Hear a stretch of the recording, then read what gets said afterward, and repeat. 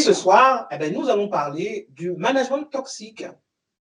Alors, j'aurai le plaisir d'accueillir avec moi, hein, d'avoir avec moi mon invité, qui est là d'ailleurs, hein, Magali Villotto.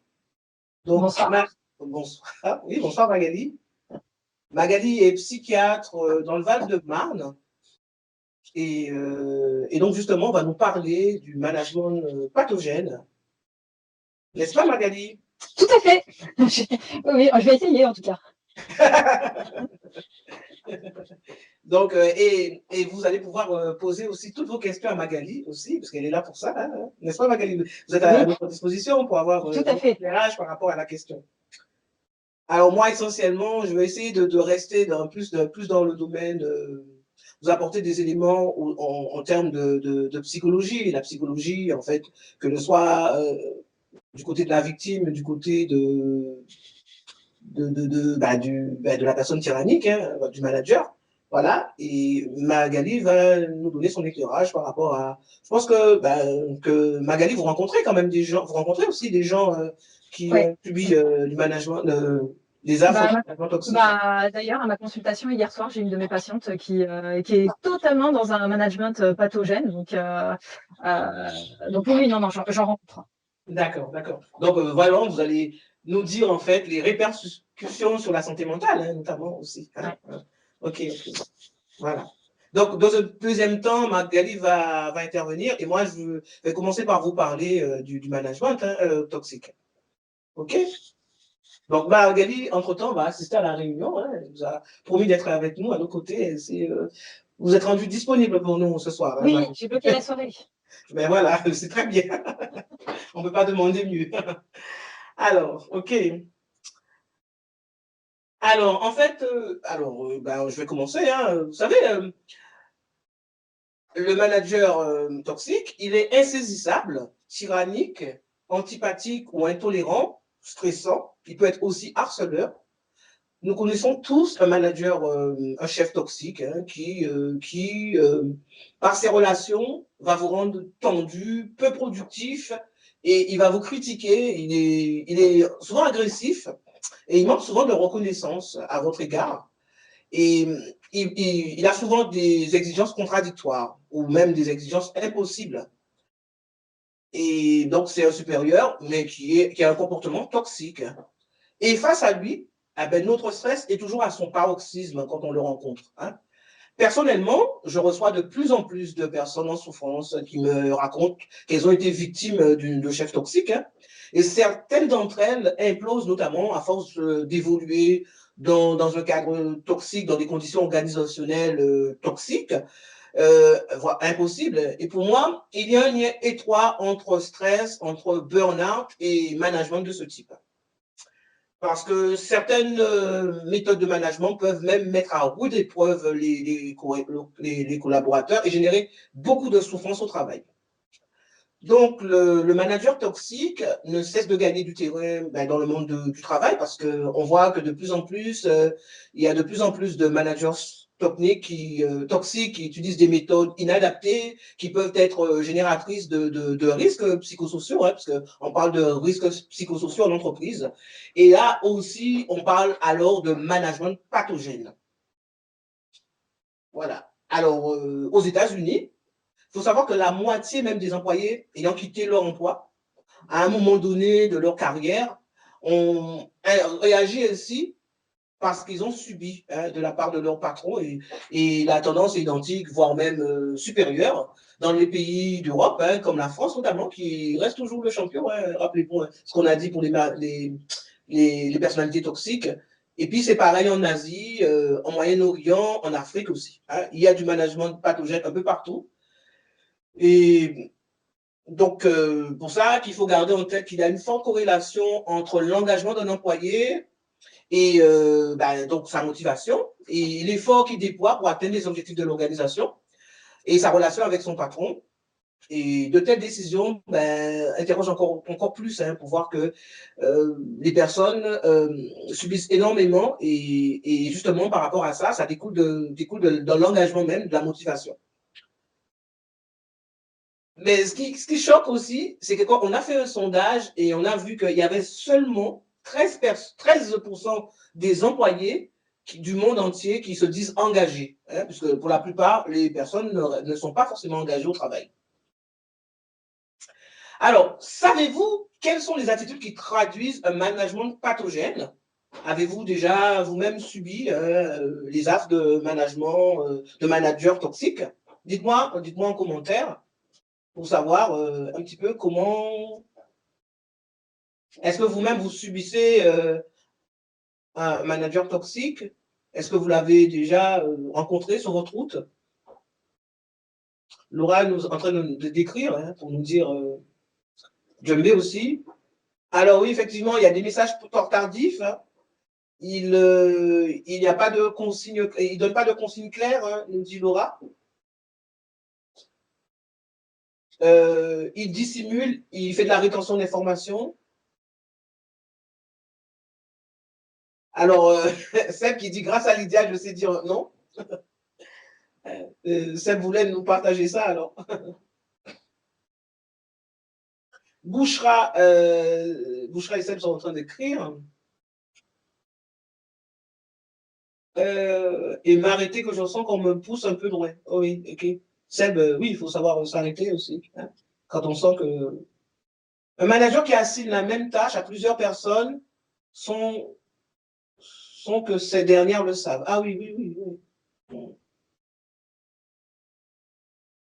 Donc, je suppose que vous avez rencontré sur votre route des tendances un peu toxiques, un manager autoritaire, Djembe, oui.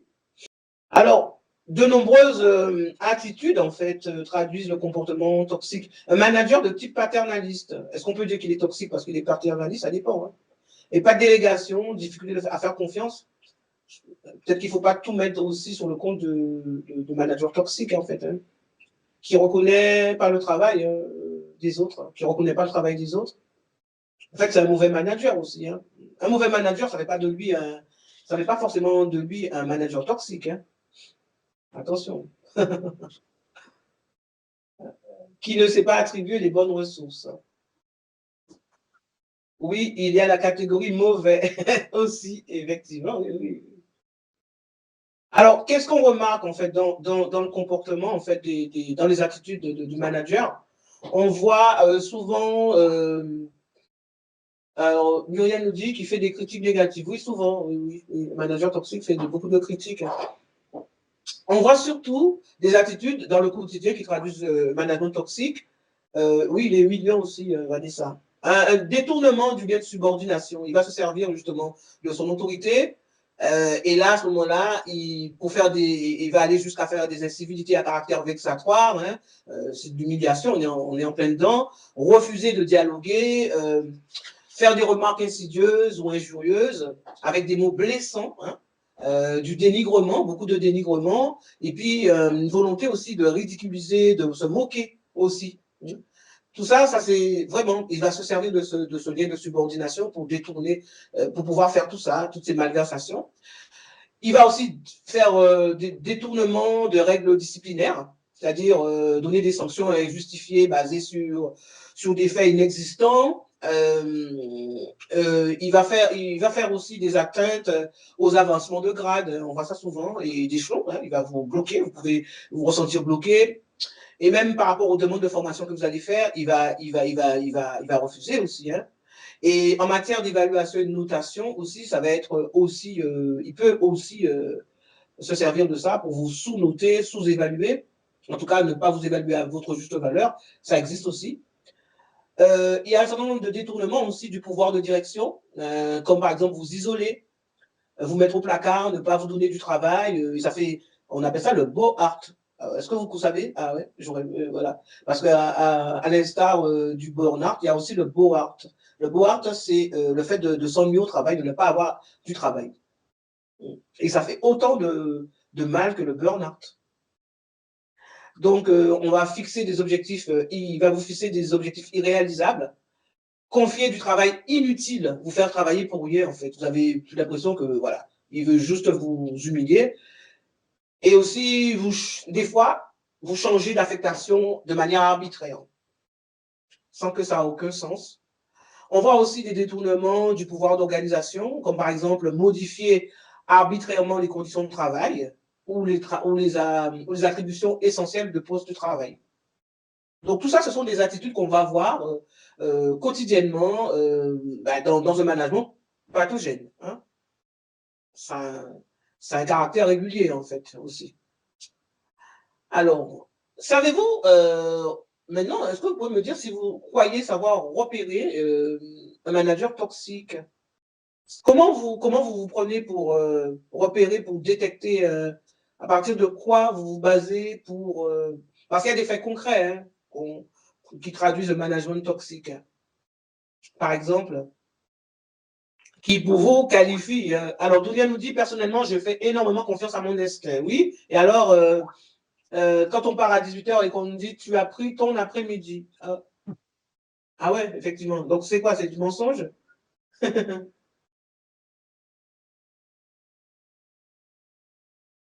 Alors, effectivement, Dounia, il faut faire confiance à son instinct parce que dès lors que management est pathogène, les conditions de travail vont être très sérieusement, vont se dégrader.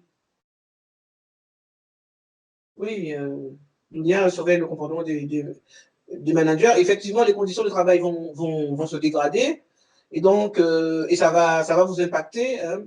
Donc, il est important de repérer donc cette technique-là, savoir les repérer afin d'avoir bon, déjà la compréhension de la situation.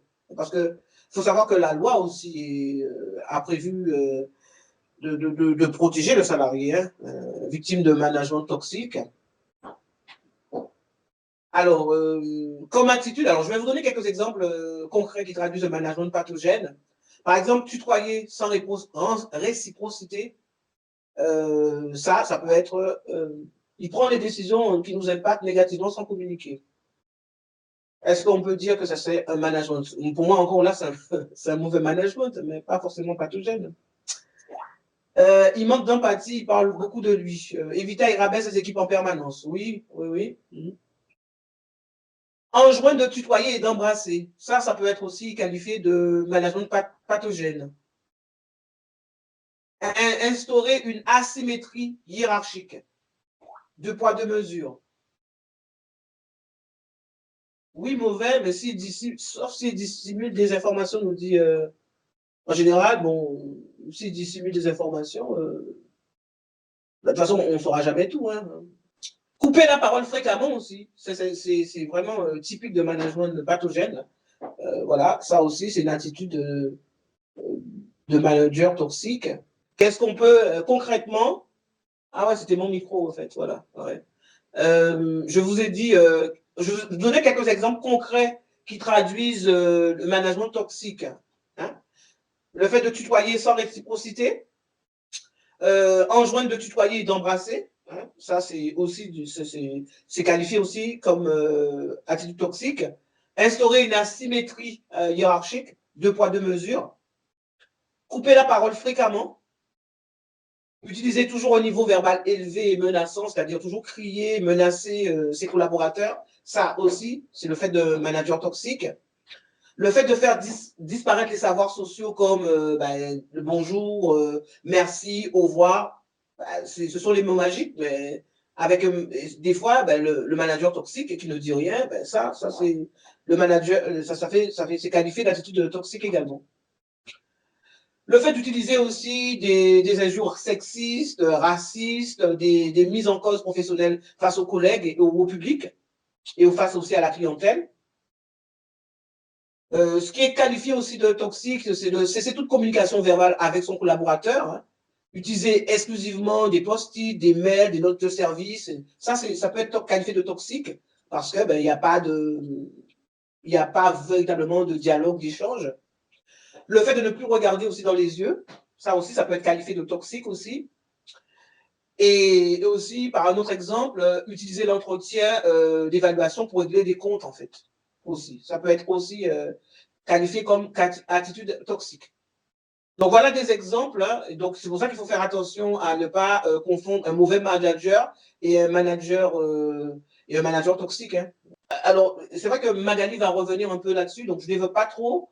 je vais voir avec vous comment gérer un manager toxique. Hein, vous allez me dire.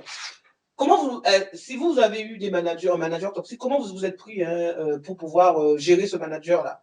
Dunia et Vanessa sont en train d'écrire. Comment vous êtes pris pour justement gérer vous-même? Est-ce que vous avez, comment vous vous êtes pris? Euh, euh, alors, Roxane dit d'essayer de confronter avec diplomatie. Ben oui, c'est ça, oui. Alors, Vanessa, situation de stress, pas vraiment une réussite. Ah oui, Vanessa nous dit qu'elle est en situation de stress et elle n'y arrive pas, en fait. Hein. OK. Ah, c'est compliqué, hein, c'est très difficile hein, de gérer un manager, son propre manager. Parce que d'habitude, c'est lui qui doit nous gérer, mais bon, en fait, il m'ignorait, ne disait pas bonjour, Alexandra, et je faisais la même chose, j'ignorais, je ne lui parlais pas. Ouais, et là, effectivement, c'est un manager toxique. On voit qu'il a aboli les codes sociaux, et puis voilà, il vous ignore, et vous avez fait de même. C'est sûr qu'on ne va pas avancer. Hein. Alors, Dieu me fait, moi, j'ai demandé un entretien pour discuter, ça n'a rien donné. Oui, c'est vrai que là, ici, hein, effectivement, j'ai essayé le silence et la fond direct. Alors, ça a marché, Evita? Le silence et la fond direct, là. Ah, sans succès, hein, nous dit-elle. Au final, ça a toujours très bien marché. Ah, Roxane, oui, ça a très bien marché pour Roxane. C'est bien. Si on trouve les bons mots, oui, si on trouve les bons mots, mais ça dépend aussi de la personnalité du manager aussi. Hein. Il y en a qui sont plus coriaces que d'autres. Hein. Il faut savoir bien les reconnaître pour savoir. En fait, il faut s'adapter aussi. Il faut savoir s'adapter aussi à lui. C'est pas toujours évident. Hein. C'est pas toujours évident parce qu'ils sont pas pareils. Hein. Donc, il faut pas forcément les prendre de la même manière. Ce qui est le plus important déjà, le plus important, c'est pouvoir identifier le type de management toxique. Parce que tous les managements toxiques ne sont pas identiques, en fait. Et c'est ça qui permet de faire face. Alors, comment le gérer? Il faut savoir que on ne peut pas changer son manager. Hein, je vous l'ai toujours dit. Hein, ça, le changement, c'est d'abord soi. Hein, parce que, et donc, il est possible d'apprendre à le gérer. Et mieux encore, c'est possible de se désintoxiquer du manager. En fait, on parle de désintoxication quand il s'agit de gérer le manager. Donc, on ne peut pas changer son manager, bien évidemment, mais on peut apprendre à réagir autrement, parce que tout est une question de réaction, en fait, pour ne pas se laisser submerger par son stress et justement, mieux se protéger hein, par rapport à... Oui, effectivement, c'est compliqué, Vanessa. Hein. Et ça, on va induire progressivement chez l'autre, chez le manager, un changement. Non pas de personnalité, mais de comportement. Parce que quand vous changez vous, en fait, par ricochet, il sera obligé de changer aussi. C'est comme ça qu'on vous allez. Il faut que vous bougez. Et comme j'ai vu là, c'est Laura qui disait que ben, elle l'a ignoré. Alors on va voir, hein, parce qu'en fait, en fonction de chaque management, management toxique est différent. Donc, la première étape pour vous, c'est de pouvoir identifier le type même de management toxique auquel vous avez affaire pour mieux y faire face. Ça, c'est très important. Alors, il y a plusieurs types de management qu'on peut qualifier et il faut pouvoir mettre des noms, des mots sur chaque type de management. Le premier type de management, c'est un manager, on va le qualifier de management de type despote. C'est le despote, en fait. Il est tyrannique, il cherche à dominer, c'est le dominateur, en fait. Il cherche à humilier, déstabiliser, à provoquer, à manipuler, à faire peur, en fait. C'est le management par la terreur. Vous connaissez ce que c'est. Vous avez subi les affres de managers despotes hein, qui utilisaient justement la terreur. Hein. Et ce qu'on ressent vraiment face à lui, ben, c'est de l'anxiété, de la peur. Et généralement, on ne sait pas sur. En fait, on est toujours en train de chercher ben, sa météo parce qu'on ne sait pas. Aujourd'hui, on ne sait pas sur qui ça va tomber. Hein, on ne sait pas. Mais de toute façon, il va bouffer une personne dans la journée, même plusieurs. Hein, et donc, on ne sait pas qui ça va tomber. Donc, on a peur que ce soit soi-même. Et parce qu'il n'y a pas de raison, en fait. Vous voyez un peu, vous avez déjà vu, rencontré un peu ce genre de manager-là, le despote chez vous, le dominateur, celui qui humilie, qui déstabilise, qui manipule, qui fait peur. Ah, vous n'avez pas eu, Alexandra n'a pas eu ce type de manager-là. Ben, ça, c'est fréquent. Hein. Alors, ce qu'il fait, par exemple, il peut jouer aussi, il fait attention, parce que comme il est dans la manipulation, il flatte aussi pour obtenir ce qu'il veut. Il est beaucoup dans la flatterie, il est beaucoup dans la manipulation. Il est dans l'attaque, bien entendu, mais ici aussi dans la manipulation. Et il peut même se faire passer, attention, hein, il peut se faire aussi passer pour une victime, hein, vous faire culpabiliser à votre tour. Mais il est surtout menaçant et il peut utiliser, et il harcèle aussi, il vous harcèle aussi. Hein. Et quand, en plus, on va trouver une structure organisationnelle, donc entreprise, qui va permettre ce genre de comportement, eh ben, ça va aller vraiment, ça va faire énormément de dégâts. Parce que le manager aussi trouve son terreau aussi dans l'environnement, hein, l'environnement, hein, l'organisationnel, tout le système hein, aussi. Alors, comment gérer ce type de personnalité hein, qu'on appelle de type despotique? Est-ce que ce type de manager, quelle réaction adopter? Oui, alors comment le gérer en fait? Alors comment, en fait, comment communiquer vraiment avec lui, ce manager? Voilà, c'est comme ça qu'on va le gérer, hein, par la communication. Il faut absolument lui dire le moins que possible. Ne rentrez surtout pas dans un rapport de force avec lui, parce que c'est lui la force. Hein. Il ne veut pas la concurrence. Ou un débat d'opinion. Hein. Si vous n'êtes pas d'accord avec lui, il faut ravaler un petit peu sa fierté. Hein. Vous n'êtes pas d'accord, mais c'est lui le chef, c'est le patron, il a toujours raison, hein, vous savez. Donc, il ne faut rien dire. Ah oui, avec lui, il ne faut pas argumenter.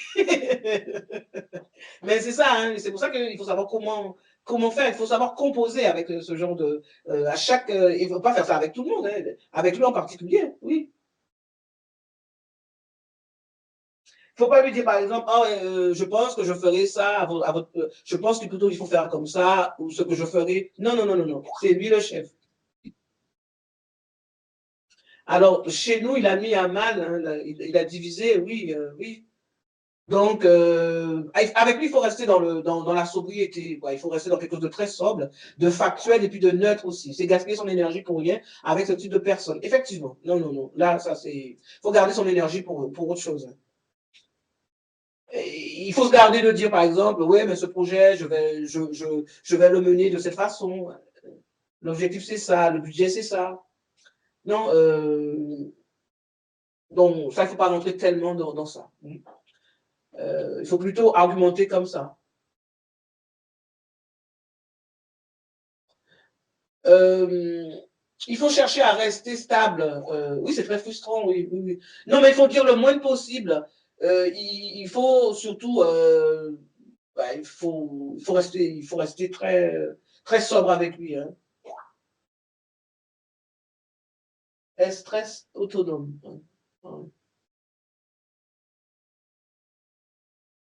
Donc, il faut rester poli et affirmé. Hein, avec lui, bon, toutefois, il faut rester poli et affirmé.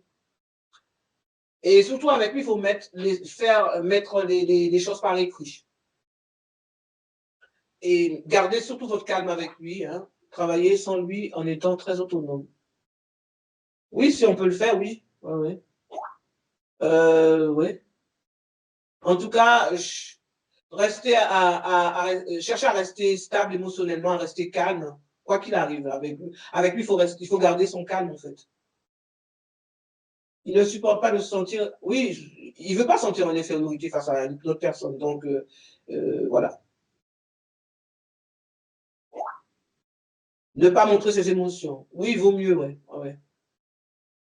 Donc, ok, c'est comme ça qu'il faut gérer un manipulateur, un manager des sports, en fait. Surtout, ne dire le moins possible et justement rester dans quelque chose de très sobre, de factuel et neutre. Vous restez au fait, en fait, et vous lui faites écrire aussi des choses. Et ne vous laissez surtout pas impressionner par lui aussi. Parce que il est vraiment beaucoup dans l'attaque, il parle fort et tout ça, mais il ne faut pas se laisser impressionner. Restez poli et affirmé surtout. Alors, c'est ça, Alexandre, mais oui. oui, il faut rester poli, quoi. Il faut pas, il veut vous faire sortir de vos gonds, mais il faut pas rentrer dans ça. Alors, Dembe dit, on a fini par alerter ce gars, il a été mis dehors la semaine dernière. Oui, mais en ne disant rien et restant calme, cela me donne toujours l'impression qu'on le se soumet. Alors, en fait, effectivement, alors, en fait, c'est pas se soumettre parce que ben, lui, pour lui, c'est le chef. Donc, si vous faites ça, il va vous prendre en grippe et comme il est le chef aussi, il peut vous bloquer. Hein. Il faut rester factuel, il faut s'affirmer. Hein. Alors, il faut s'affirmer, mais rester toujours dans le factuel et en étant neutre et en disant, en posant par exemple des questions et en montrant pas forcément que vous êtes opposé et surtout poser des questions. Et il faut surtout garder son calme, Alexandra, hein, même si vous avez. Voilà, ça se travaille aussi. Hein. Mais parfois, le fait de rester calme et lui croire qu'on arrive à gérer ses émotions, même si c'est difficile, est justement insupportable pour lui. Là, ça, effectivement, ça, quand vous restez garder votre calme, ça le déstabilise en fait, hein, parce qu'il croit il voit bien que ben, ça ne marche pas avec vous. Et c'est ça qui le déstabilise en fait. C'est parce que vous gardez votre calme en fait. Et que tout est fait justement pour que vous sortez de vous, mais quand vous ne cédez pas à ça, ben, ce qui va se passer, c'est que ben, lui, par contre, il va être déstabilisé. Parce qu'habituellement, il fait craquer tout le monde. Hein. C'est comme ça qu'il est. Hein. Il a toujours l'habitude de le faire. Hein. On ne l'obéit pas au doigt à l'œil, mais on reste dans le factuel, en fait. On pose des questions, voilà, mais on dit le moins possible. Comment s'affirmer tout en restant à sa place avec un supérieur? Ah, ben, comme je l'ai dit, en restant dans le factuel, en étant neutre, en posant des questions, en ne cherchant pas forcément l'opposition. Mais concrètement, s'il manque de respect, comment répondre factuellement? Ah, alors les questions, c'est après, on a dit. On va garder les questions pour après, à la fin. En général, on peut réagir et moi, je continue. Et puis à la fin, gardez vos questions pour la fin. Je regarde vos interventions et puis après, certainement, on va parler de ça. Donc, du coup, si vous n'avez pas, vous gardez vos questions et on va répondre à toutes vos questions à la fin. Cependant, vous pouvez réagir. D'accord? On est d'accord sur ça? OK. Alors, on va passer au deuxième type de manager, qui est le manager, ben, oui, le manager de type mission impossible, on l'appelle. Avec lui, ben, c'est le chaos, parce que son comportement est dû à un dysfonctionnement organisationnel. Il arrive à, en fait, il est un peu, on va dire, c'est comme si il n'est pas du tout organisé. Et ce qu'on ressent de lui, c'est de l'injustice. Face à lui, on ressent de l'injustice. Ah, Roxane dit, je les connais ceux-là. Ah ben oui, oui, effectivement, oui. Alors, ce qui fait, par exemple, hein, vous allez voir, hein, c'est Roxane, avec lui, les fonctions, les responsabilités, le pouvoir décisionnel ne sont pas clairement définis. On est dans le flou, on est dans le vague, en fait. Et il est difficile de savoir ce que tel manager attend. On ne sait pas vraiment ce qu'il attend, en fait. Il peut souffler du chaud et du froid en même temps. Et il conserve souvent le pouvoir décisionnel d'une tâche confiée à, à un manager. Donc, il ne va pas vous donner votre autonomie, en fait, là-dessus. Il vous confie des tâches, mais en même temps, c'est lui il garde le pouvoir, en fait. Et même, le salarié peut être mis sur de nombreux fois à la fois, parce qu'il vous fait travailler sur plusieurs choses en même temps. Avec lui, vraiment, c'est ça. C'est mission impossible, en fait. On n'y arrive pas. On a du mal. Et on a du mal à comprendre ce qu'il veut vraiment. Et effectivement, on peut tomber facilement. C'est toxique et facilement, on s'en sort pas comme ça. Souvent, je vois des personnes finir en pleurs, craquer parce que ben, ils savent pas ce qu'on attend d'eux, ils savent pas. Et justement, quand c'est comme ça, on se culpabilise parce qu'on ne sait pas, on pense que c'est soi, alors qu'en fait, c'est le chaos avec le manager. Alors, comment le gérer, celui-là? Celui du type de mission impossible. Alors, n'attendez surtout pas qu'il se remette en question. Hein. Et n'attendez surtout pas qu'on va vous donner une fiche de poste claire, bien définie avec vos tâches. En fait, tout reste dans le flou, en fait. c'est vous-même qui devez définir vous-même. C'est vous, hein, mais c'est vous-même qui allez vous-même vous définir le cadre. Et à ce moment-là, faites circuler, faites remonter ça. Voilà, je vais faire ça, ça, ça, ça, ça. Et surtout, communiquer ça par écrit. Alors, en disant, par exemple, si j'ai bien compris ma fonction, c'est ça, c'est telle chose, telle chose. Et si vous avez d'autres souhaits, n'hésitez pas à m'en faire part. Donc, c'est vous-même qui devez définir vos cadres et voir avec lui, échanger avec lui. Parce que lui, en fait, il a un problème même d'organisation dans sa structure mentale, en fait. Mais il ne faut pas rentrer dans ça. Quelqu'un qui a justement, qui est très organisé aura vraiment du mal à faire avec ce genre de management. Et pourtant, c'est un challenge, hein, parce que justement, vous êtes complémentaires. Donc, ne soyez pas, surtout, ne soyez pas dans l'attente, hein, parce que ça va, rien va venir, il n'y aura rien de ce côté-là de lui, hein, voilà. Donc, faites votre travail, voilà. Et surtout, là encore, gardez vos calmes, évitez les réactions émotionnelles. Et donc, si vous n'avez pas le pouvoir de décision sur un dossier qui vous est confié, alors ce qu'il faut, c'est dégagez-vous de toute responsabilité, en fait. Et ça par écrit aussi, toujours par écrit. Face à un manager toxique, vous allez voir, comme on a dit la dernière fois, aussi avec des personnalités toxiques, il faut rester dans le factuel, il faut s'en tenir aux fins, et surtout l'écrit nous sauve aussi. Donc n'hésitez pas à faire remonter aux personnes concernées des choses, en fait, en demandant par exemple à votre supérieur ce qu'il convient ou ce qu'il vous conseille de faire. Donc c'est très important de composer avec lui comme ça, hein. Parce que de toute manière, il va rester, il va pas changer, hein. C'est vous qui devez composer avec lui, hein. OK? OK pour ce type de management, mission impossible, hein, on a vu, hein. C'est le chaos. On a vraiment un souci avec lui. On sent que c'est injuste, c'est pas juste. Et on peut vouloir faire son numéro avec lui, mais pas tomber dans ça, hein. Au contraire, gérez-vous vous-même, prenez-vous en main, définissez vos propres frontières. Ah non, il n'est pas vraiment malveillant, hein. Alors, c'est vrai, on verra que généralement, ils ne sont pas forcément dans la malveillance. Un manager toxique n'est pas forcément dans la malveillance, hein. C'est d'abord sa structure de personnalité qui rentre en jeu, en fait. Mais il y en a qui sont dans la malveillance aussi. Donc, avec lui, il faut l'aider, en fait. Soyez acteur de votre vie, hein. La souffrance, c'est un choix. Donc, au contraire, vous prenez en main et vous le gérez comme ça. Et surtout dans le calme. Pas de réaction émotionnelle, restez dans le calme. Et surtout, dégagez-vous aussi des responsabilités par écrit aussi. Ne prenez pas tout sur votre dos, en fait. OK? Alors, on va voir le troisième type de manager toxique. Alors, on appelle celui-là, c'est le type hyper.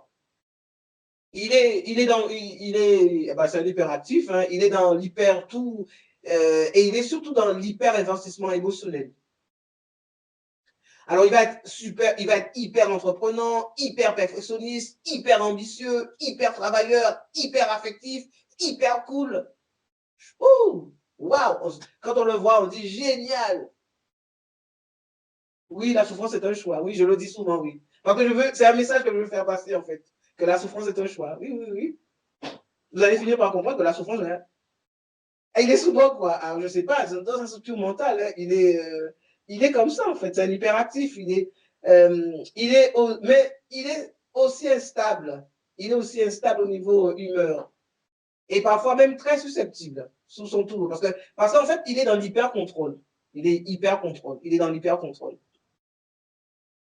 Au début, on a l'impression qu'on a le super manager. Alors on se dit, waouh, je suis tombé sur un super manager. Ah ouais, on est tellement enthousiaste. Voilà. On se dit, oui, souvent très susceptible, Vanessa, oui. Oui. Et, et rapidement, on devient inquiet, amer, déçu, parce qu'on comprend un peu que sur la défensive, oui, en quelque sorte, hein, il accueille voilà. Voilà. Donc, c'est un peu ça, hein, lui, en fait, il a beaucoup de sautes d'humeur. Hein. Par exemple, il peut être enthousiaste et après, un autre jour, vous allez le voir rapidement. Il joue sur l'émotion. Il est comme ça. Hein. Je ne sais pas s'il joue vraiment. Hein. C'est comme ça, c'est dans sa nature. Souvent, il accueille un nouveau collaborateur avec enthousiasme et après, bon, il est un peu. Après, il change en fait. Alors, comment gérer ce type de manager hyper? Alors, il faut surtout garder beaucoup de recul, garder surtout beaucoup de recul et rester focalisé sur votre objectif. Ne vous laissez pas impressionner. Euh, ne vous sentez pas non plus coupable de ne pas répondre à toutes ces attentes, hein, parce qu'effectivement, il est aussi, on va dire, hyperactif, mais il est hyper exigeant aussi, hein, dans tout, parce qu'il est hyper tout, hein, il peut être hyper exigeant aussi. Donc, il ne faut pas se sentir coupable de ne pas répondre à toutes ces attentes. Demandez-lui là encore de formaliser par écrit ses demandes, hein, parce que ouais, parce qu'il va vous faire des hyper demandes aussi, et voilà. Donc, alors comment on fait en fait, ça revient à faire dégonfler son hyper en fait. Hein, c'est comme un ballon. Alors pour ça, il faut conserver une posture ouverte à ses idées. Hein, et en lui imposant des questions concrètes. Hein, il faut vraiment être concret avec lui, sans le contrarier en même temps, hein, parce qu'il ne faut pas le contrarier. On a dit que c'est quelqu'un qui change d'humeur rapidement, ou non plus lui donner des leçons. Hein, ça ne va pas non plus. Hein, c'est votre chef et il est susceptible, hein, on a vu. Hein. Donc, par exemple, dites-lui, votre idée est bonne, mais quels sont les moyens et le temps dont nous disposons? Hein, vous allez vraiment nous poser une bonne question en disant ça. C'est une manière, comme disait Roxane, ça fait faire preuve de diplomatie. Hein? OK? Avec l'hyper. Hein? L'hyper est hyper dans tout, hein? Et surtout au niveau émotionnel. Et donc, de ça, au début, on est dans l'enthousiasme, mais rapidement, il nous fatigue. Hein? Et on va se mettre dans la méfiance vis-à-vis de lui et même de la rancune. Hein? Et lui, à son tour, il est aussi très enthousiaste, mais c'est un inquiet. Hein, il est dans l'hyper émotionnel. C'est un inquiet, c'est quelqu'un d'amer aussi, de déçu au fond de lui, en fait. Il peut accueillir un nouveau collaborateur, il nous adore, puis il nous déteste d'un seul coup. Oui, c'est vrai. Ouais. Il est dans l'hyper, en fait. Hein? Ça, c'est un manager hyper. Et on ne comprend pas hein, pourquoi il a changé. Mais ce sont les humains avec leurs faiblesses, en fait. Hein. Ils sont comme ça dans le management aussi. Hein. Hein? Il ne faut pas oublier, le chef n'est pas dans toute puissance. Hein. Il est bipolaire, en fait. Pourquoi il est bipolaire? Qui va le diagnostiquer en tant que bipolaire? On met tout le monde dans des cases. J'allais demander à Vanessa, à Magali. Non, ils ne sont pas tous bipolaires. Hein.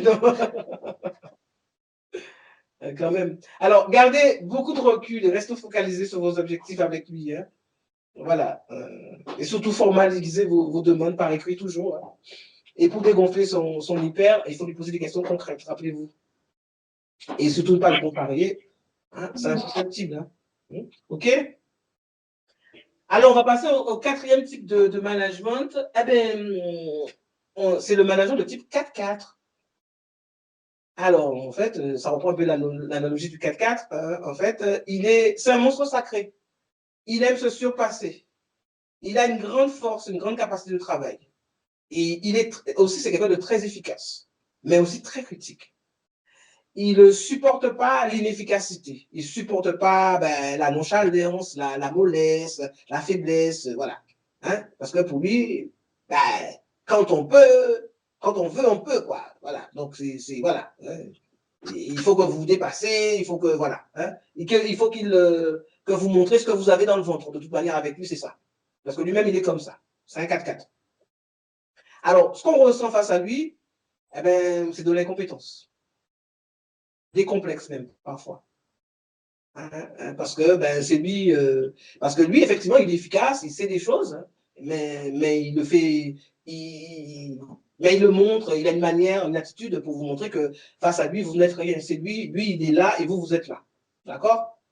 Alors, ce qu'il faut faire, par exemple, ce qui fait, par exemple, hein, l'exemple de son attitude, il ne comprend pas les autres. Il ne comprend surtout pas qu'on puisse fonctionner différemment de lui. Donc, voilà. Il ne supporte pas, il est intolérant, en fait. Il est intolérant dans sa façon de voir. Il croit que tout le monde est comme lui. Il ne cherche pas à nous faire monter en compétence. Oui, il a du mal. Il ne cherche pas, oui, parce que pour lui, c'est d'abord lui. Alors, je ne sais pas si. Ouais, en tout cas, on est complexé face à lui, en fait. Il ne cherche pas, voilà. C'est lui, il est tout puissant. C'est l'omnipotent, l'omniscient. Voilà. Alors, ce qu'il faut faire avec lui, comment le gérer? Alors, avec lui, il faut rester dans l'humain avec lui. Il faut rester vraiment, et essayer d'établir une relation humaine avec lui. Et surtout, faites-le descendre de son 4x4, qui écrase un peu tout le monde sur son passage, et demandez-lui à parler, demandez-lui à parler de lui, demandez qu'il vous parle en privé, en fait. Hein. Ça, il faut absolument le faire en privé. Essayez d'obtenir un entretien avec lui. Alors, décrivez alors ce que vous ressentez à ce moment-là. Vous allez dire vraiment ce que vous ressentez. Vous allez évoquer les malaises. Là il vaut mieux parler au jeu plutôt qu'au-dessus. Hein. C'est pas là, je connaissais la technique. Là, peut-être que je vais vous donner la technique du parler au jeu plutôt que dessus. Là, parce qu'en fait, il faut que vous parlez, il faut que vous lui dites que vous parlez de vos émotions, surtout. Et donc, vous ne lui dites pas, par exemple, ah, je ne connais pas. Ah, c'est une technique, justement, de manière. Il faut être qui est une manière très diplomate, de parler de manière très diplomatique, en fait, et de ne pas accuser l'autre, en fait. Parce que le tu tue la relation, et le vous aussi, hein, si vous le vous voyez. Donc, il ne faut surtout pas que quand vous allez vous entretenir avec lui, quand vous parlez de vos émotions, lui dire vous me faites peur ou vous me faites mal, ou il faut soit dire le comment vous vous sentez, je me sens mal, je me sens, ou cela me, et donc c'est dans la situation même qui vous n'accusez pas, et il voit, c'est la situation que vous montrez qui est compliquée en fait. Vous faites la différence entre l'acte et la personne aussi. Donc, pour ça, évoquez vos malaises, les non-dits, vous pouvez évoquer, mais ne pas, en étant très factuel, en décrivant la situation, et surtout, surtout, parler au jeu. Alors, par exemple, ce que vous pouvez dire, dans cette réunion, nous avons évoqué 10 projets différents. Oui, parler de ses émotions, ses ressentis, et surtout le dire au jeu. Alors, un exemple, par exemple, vous dites, dans cette réunion, où nous avons évoqué 10 projets différents, je me suis senti mal à l'aise. Voilà, je me suis senti mal à l'aise. C'est pas vous m'avez mis mal à l'aise. Hein. Oui, il faut décrire les faits, oui. Il faut rester dans le factuel. Ça, c'est un peu la méthode du DES. Je ne sais pas si j'aurai le temps de développer. Hein. Est-ce que ce serait possible? Alors, vous allez dire, je me suis senti mal à l'aise, ou j'ai besoin de qualité, car j'ai un besoin de qualité. Est-ce que ce serait possible, justement, d'étudier 5 projets lors de cette réunion, et 5 autres à la fois? Hein, donc, vous négociez, en fait. Donc, faites des propositions. Et montrez-lui que vous êtes bon aussi. Hein, que vous êtes bon dans ce que vous faites.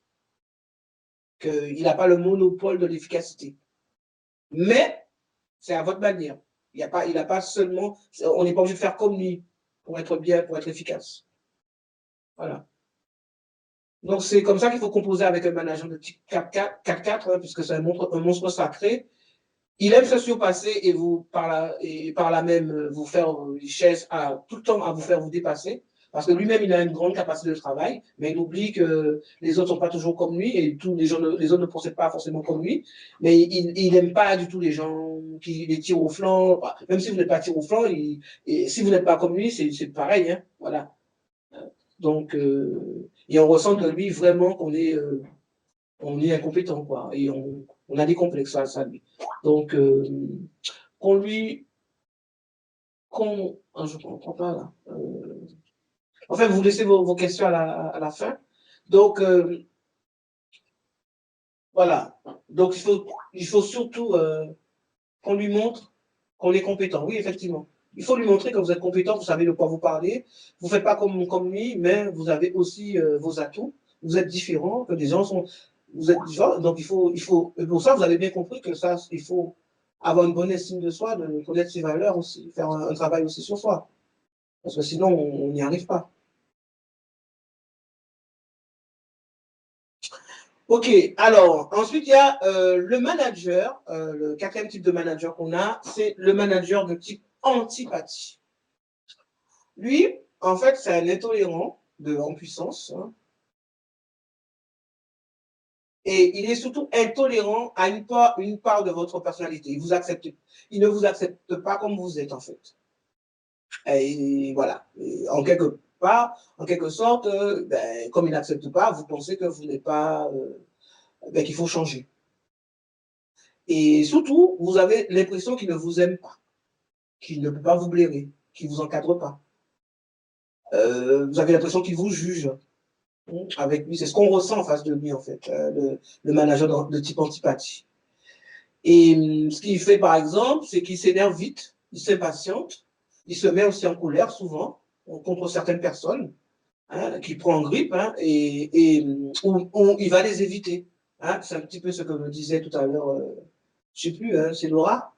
Il me disait pas bonjour, je ne lui ai pas dit bonjour, donc voilà. Vous avez certainement affaire avec un manager de type antipathique, hein, qui efface tous les rapports sociaux. Mais il faut savoir aussi comment le gérer. Hein. Alors, et comme pour tout, en fait, il ne faut pas le prendre personnellement pour vous, ces agressions. Il ne faut pas se sentir agressé. Et c'est pour ça que ça demande toujours une bonne estime de soi-même. Il ne faut jamais prendre pour soi, hein, les attitudes de votre manager, hein, parce que c'est une personne. Hein, et donc, du coup, il a sa personnalité aussi, avec ses faiblesses, ses défauts. Donc, essayez de prendre du recul, de prendre sur soi, hein, prendre sur vous. Et quand, par exemple, il va s'emporter, quand il veut avoir raison, dites-lui que c'est le cas. De manière, il faut rester très convaincant. Hein, voilà. Voilà. Qu'il a raison. Hein. Ça va apaiser son stress. Hein, parce qu'en fait, c'est quelqu'un de stressé. Hein. Voilà, il faut aussi vous rendre compte aussi que c'est quelqu'un de stressé, comme tous les managers, hein, d'ailleurs, hein, parce qu'ils ont énormément de pression. Et éviter de rapport de force. Hein. Ça ne sert à rien de rentrer dans le rapport de force avec lui. Prenez son point de vue en compte, vraiment, prenez son point de vue en considération, parce que sinon, c'est la guerre assurée. Hein. Il a besoin, justement, en fait, c'est quelqu'un, vous voyez, il a besoin de ça. Parce que lui, il est antipathique, parce que lui-même, il ne se sent pas aimé. Et il a besoin en fait, c'est ça, en fait. Hein. Il est un peu dépendant, il a envie de sentir que vous l'aimez. Et donc, voilà. Hein. C'est quelqu'un qui a été peut-être rejeté dans son enfance. Voilà, qui porte des blessures comme tout le monde. Hein. C'est ça, je vous disais, je pense que c'était la première soirée. Donc, restez précis. Avec lui, il faut rester précis, factuel. Ne parlez pas de vos émotions. Hein. Vous voyez, à chaque fois, les émotions, il ne faut pas les mettre en première ligne. Hein. Il faut vraiment savoir gérer ses émotions. Il faut aussi repérer ses intolérances. Hein. Les repérer pour justement ne pas prendre sur soi. Et surtout, avec lui, il faut savoir que les situations qui le stressent, hein, vous allez repérer aussi des situations qui le stressent, là où vous êtes dans une zone sensible avec lui, pour éviter de provoquer leur apparition. Parce que lui, en fait, il va monter rapidement, hein, comme le lait sur le feu, donc il faut éviter de le provoquer pour que ça n'apparaisse pas, en fait, que ça n'arrive pas. Et aussi, il faut que vous travailliez aussi sur vos propres intolérances. Parce qu'avec lui, il va falloir aussi faire preuve de tolérance. D'abord. Donc, c'est comme ça qu'il faut faire agir avec un manager de type antipathique, hein, parce que c'est avant tout quelqu'un qui est intolérant et qui ne vous accepte pas comme vous êtes, et il vous donne l'impression qu'il ne vous aime pas, et il est souvent dans le jugement, mais là encore, il va s'énerver, il s'impatienter, hein, se mettre même en colère, il est dans l'attaque aussi. Mais surtout, il ne faut pas prendre ces agressions comme à titre personnel.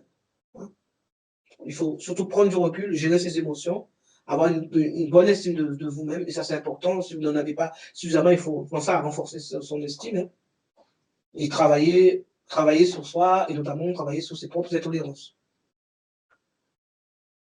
Alors, vous voyez que en fait, alors, c'est ces 4 types de management qu'on retrouve le plus souvent. Il y en a certainement d'autres, mais c'est couramment ce qu'on retrouve, hein, parce que le management toxique, ou on parle aussi de leadership toxique, il faut savoir que c'est un phénomène très coûteux, car ça détruit les individus, hein, et voilà, ça détruit aussi les organisations. Et face à ça, il faut savoir vraiment ce qu'il faut faire. Moi, je pense que la réponse se trouve à la fois au niveau organisationnel, mais surtout au niveau individuel. Et moi, je travaille beaucoup sur l'individuel. Savoir que la fuite, c'est pas la solution. Parce que souvent, qu'est-ce qu'on fait? Comme on a vu avec là, comme je vous ai dit, en général, on fuit. Hein, on fuit, on part, on démissionne. Mais sachez qu'on peut composer avec ce genre de management toxique. Alors, par la suite, je vais aborder avec vous quelques pistes d'action, mais je vais quand même laisser la parole à Nathalie, à Magali, excusez-moi, à Magali, pour vous parler un peu du management toxique, du management pathogène, et à la fin, j'ai encore à vous en dire long encore sur le management. Alors, restez en haleine, et moi, voilà, parce qu'on on va donner la parole à Magali, comme ça va être... OK, d'accord, Magali? Oui, oui, oui, en fait, c'est génial parce que vous avez tout résumé. Donc, c'est vrai que le management pathogène, c'est en rapport avec des techniques de gestion et de management qui reposent, en fait, c'est ce que vous avez dit, hein, sur des pratiques professionnelles qui vont être inadaptées et qui vont entraîner une souffrance des salariés et des risques psychosociaux. Vous l'avez bien décrit, hein, c'est soit de façon consciente ou non, hein, c'est pas toujours volontaire. Hein. Et puis comme vous les avez bien décrits, hein, les quatre catégories des différents types. Alors hier, moi j'ai rencontré une patiente pour vous dire qui est dans ce type de management pathogène. C'est une professeure, c'est une professeure dans un lycée technique privé. Et donc justement, elle,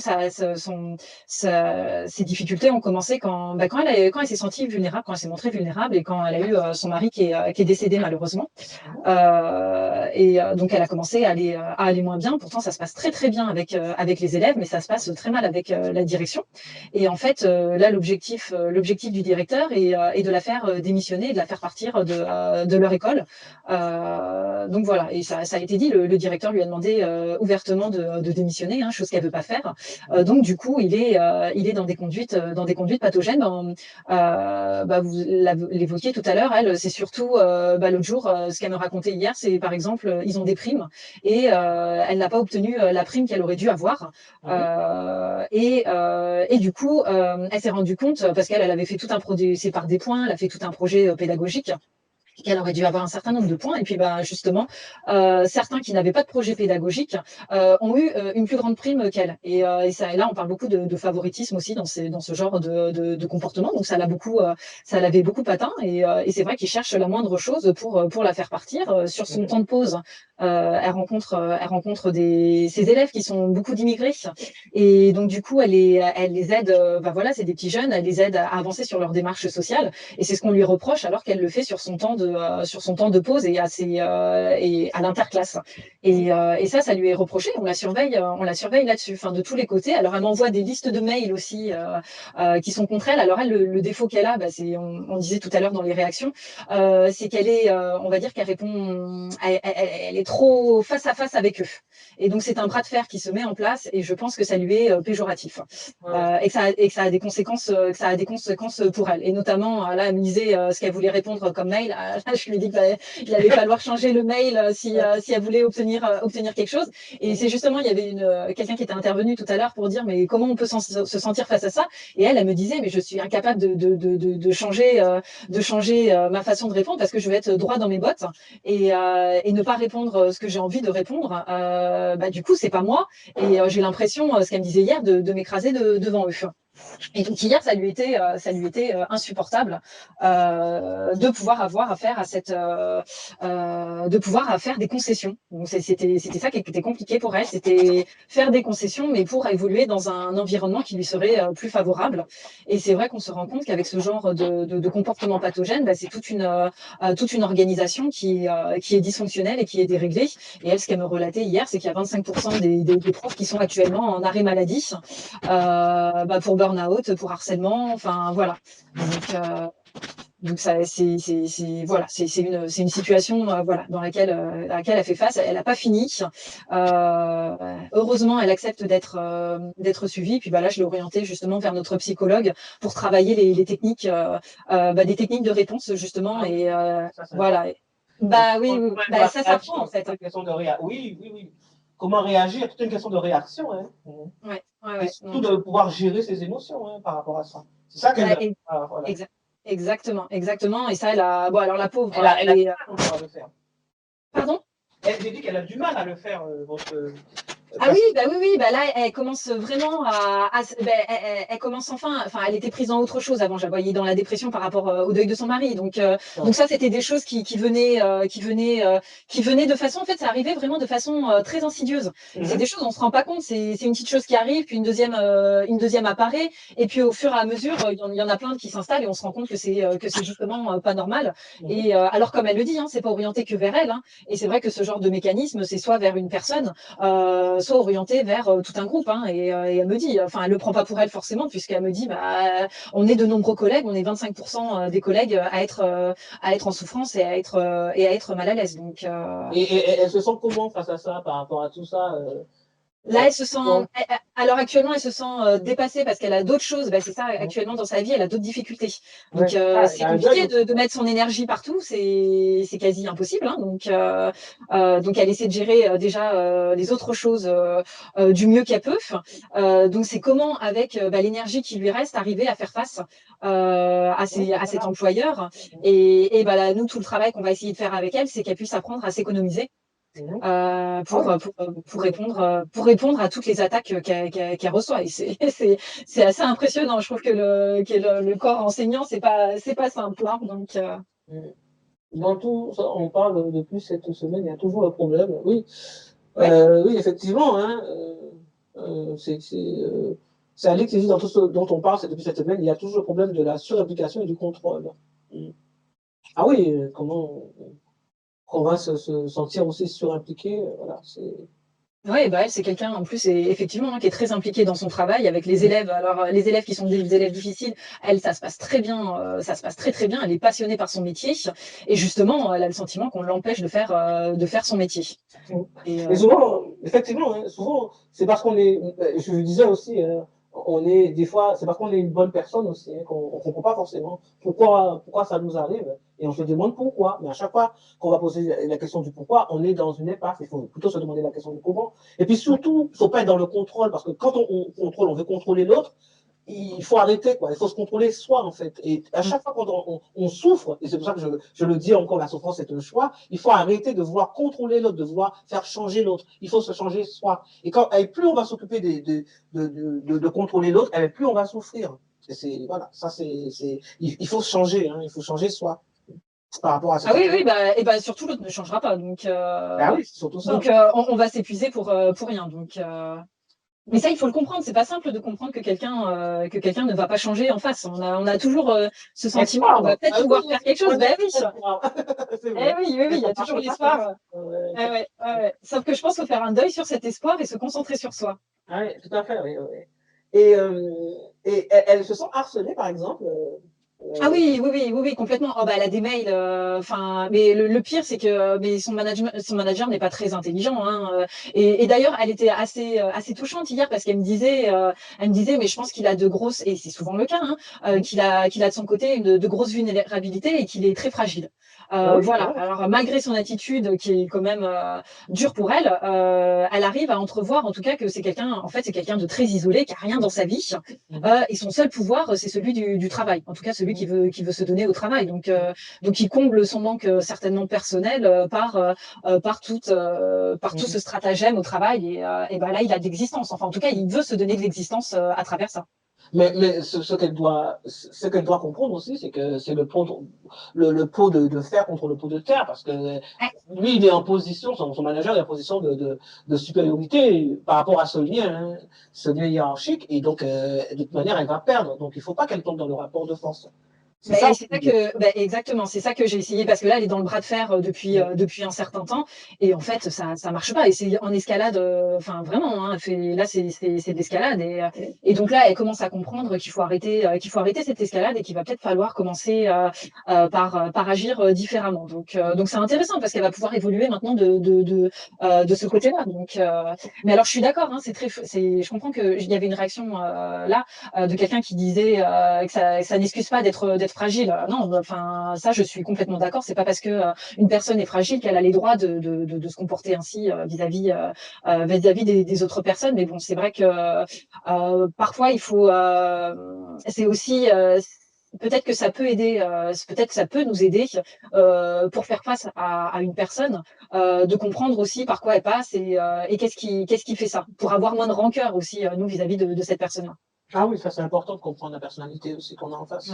Ouais. Là, on voit par exemple, là, elle se sent harcelée, mais est-ce que Magali, pouvez-vous nous dire que est-ce que le management toxique, est-ce que c'est du harcèlement au travail? Non, ça ne se limite pas en tout cas au harcèlement au travail. Il existe vraiment d'autres attitudes nocives qui peuvent conduire à un stress professionnel. Ça peut être, vous en avez parlé, hein, ça peut être, vous l'avez dit en début, hein, ça pouvait être des menaces, une intimidation, l'humiliation, des critiques récurrentes, un manque de respect, un dénigrement, le comportement du manager qui peut être agressif, des attentes démesurées, on ne va pas y arriver, on va travailler comme des fous et il va y avoir un manque de reconnaissance. Donc c'est aussi tout ça. Ouais.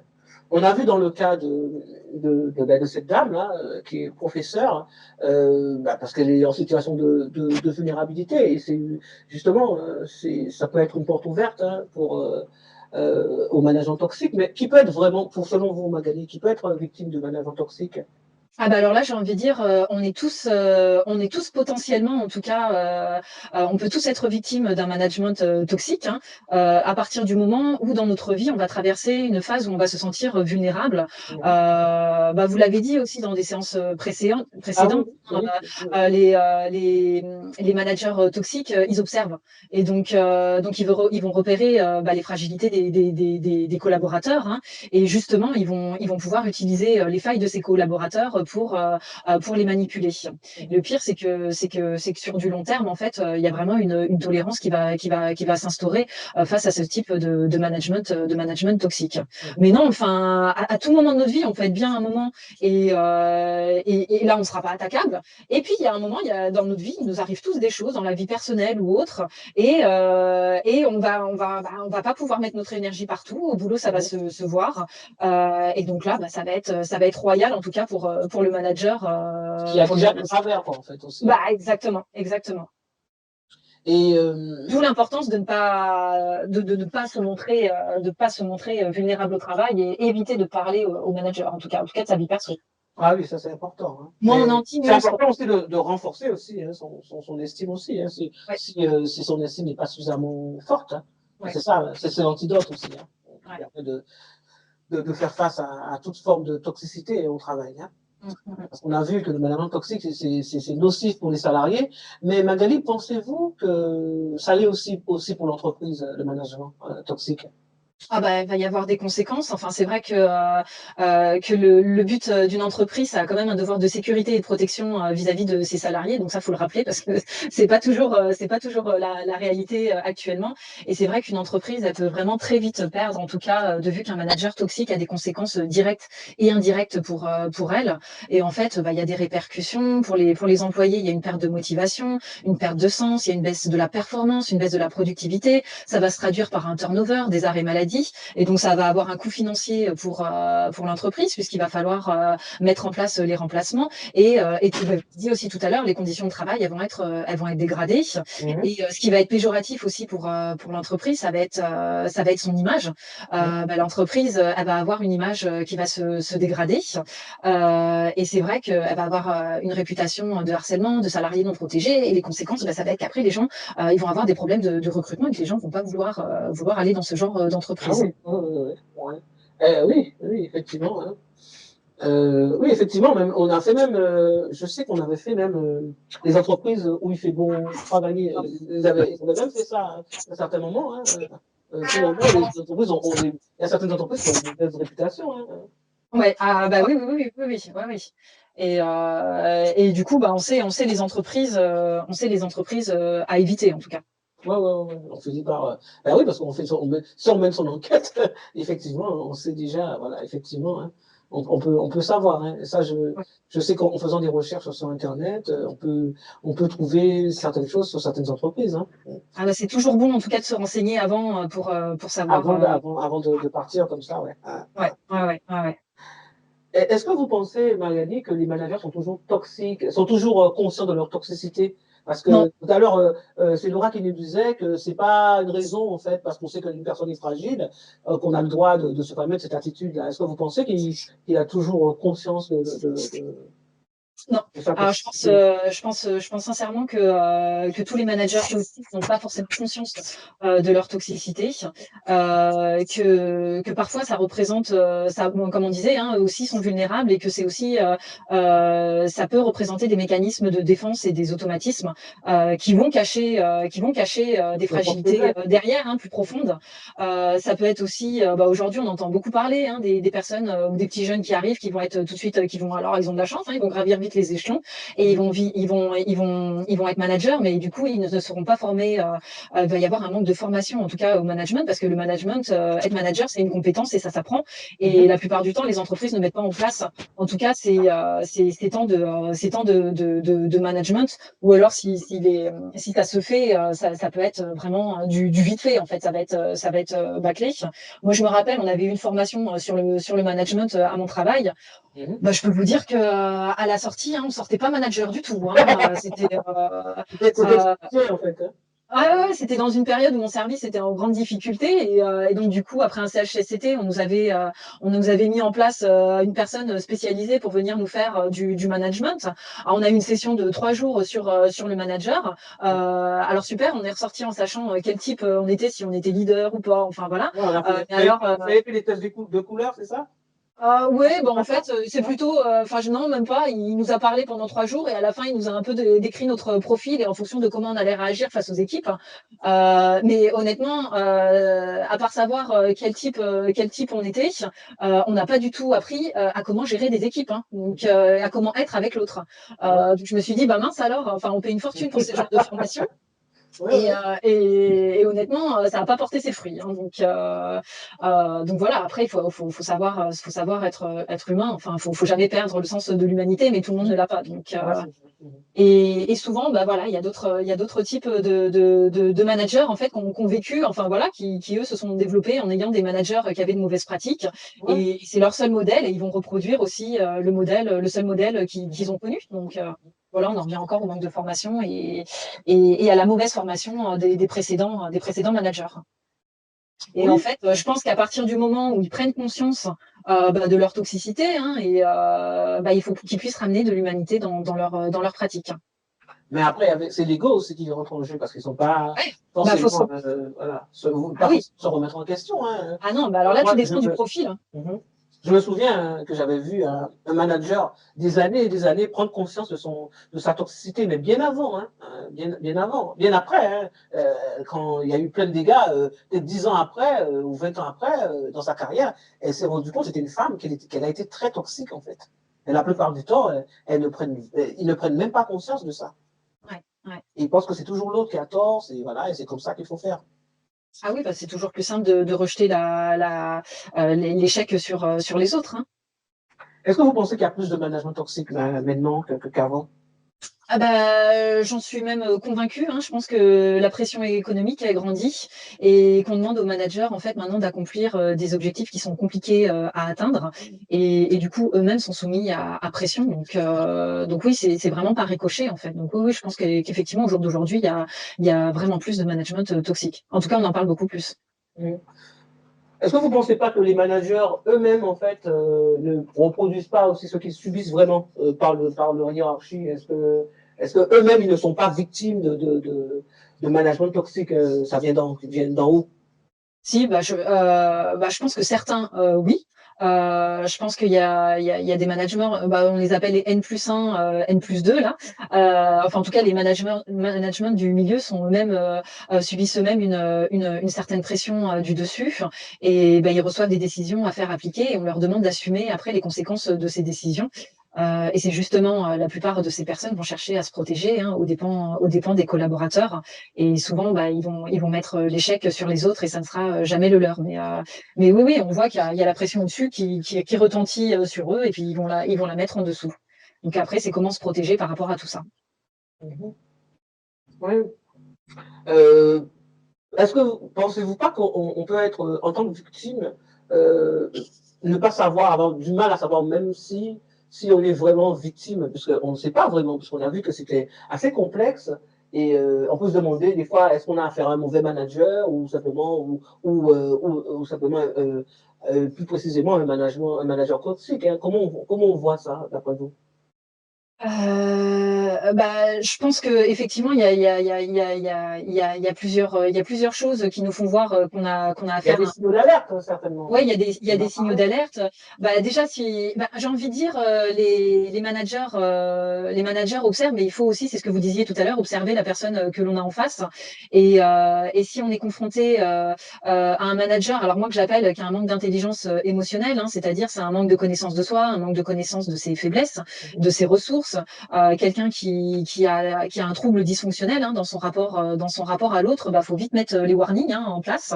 Et quand on a affaire à des personnalités difficiles hein, ou des types de managers comme vous nous avez décrit tout à l'heure, il faut faire attention et surtout il faut pouvoir s'écouter.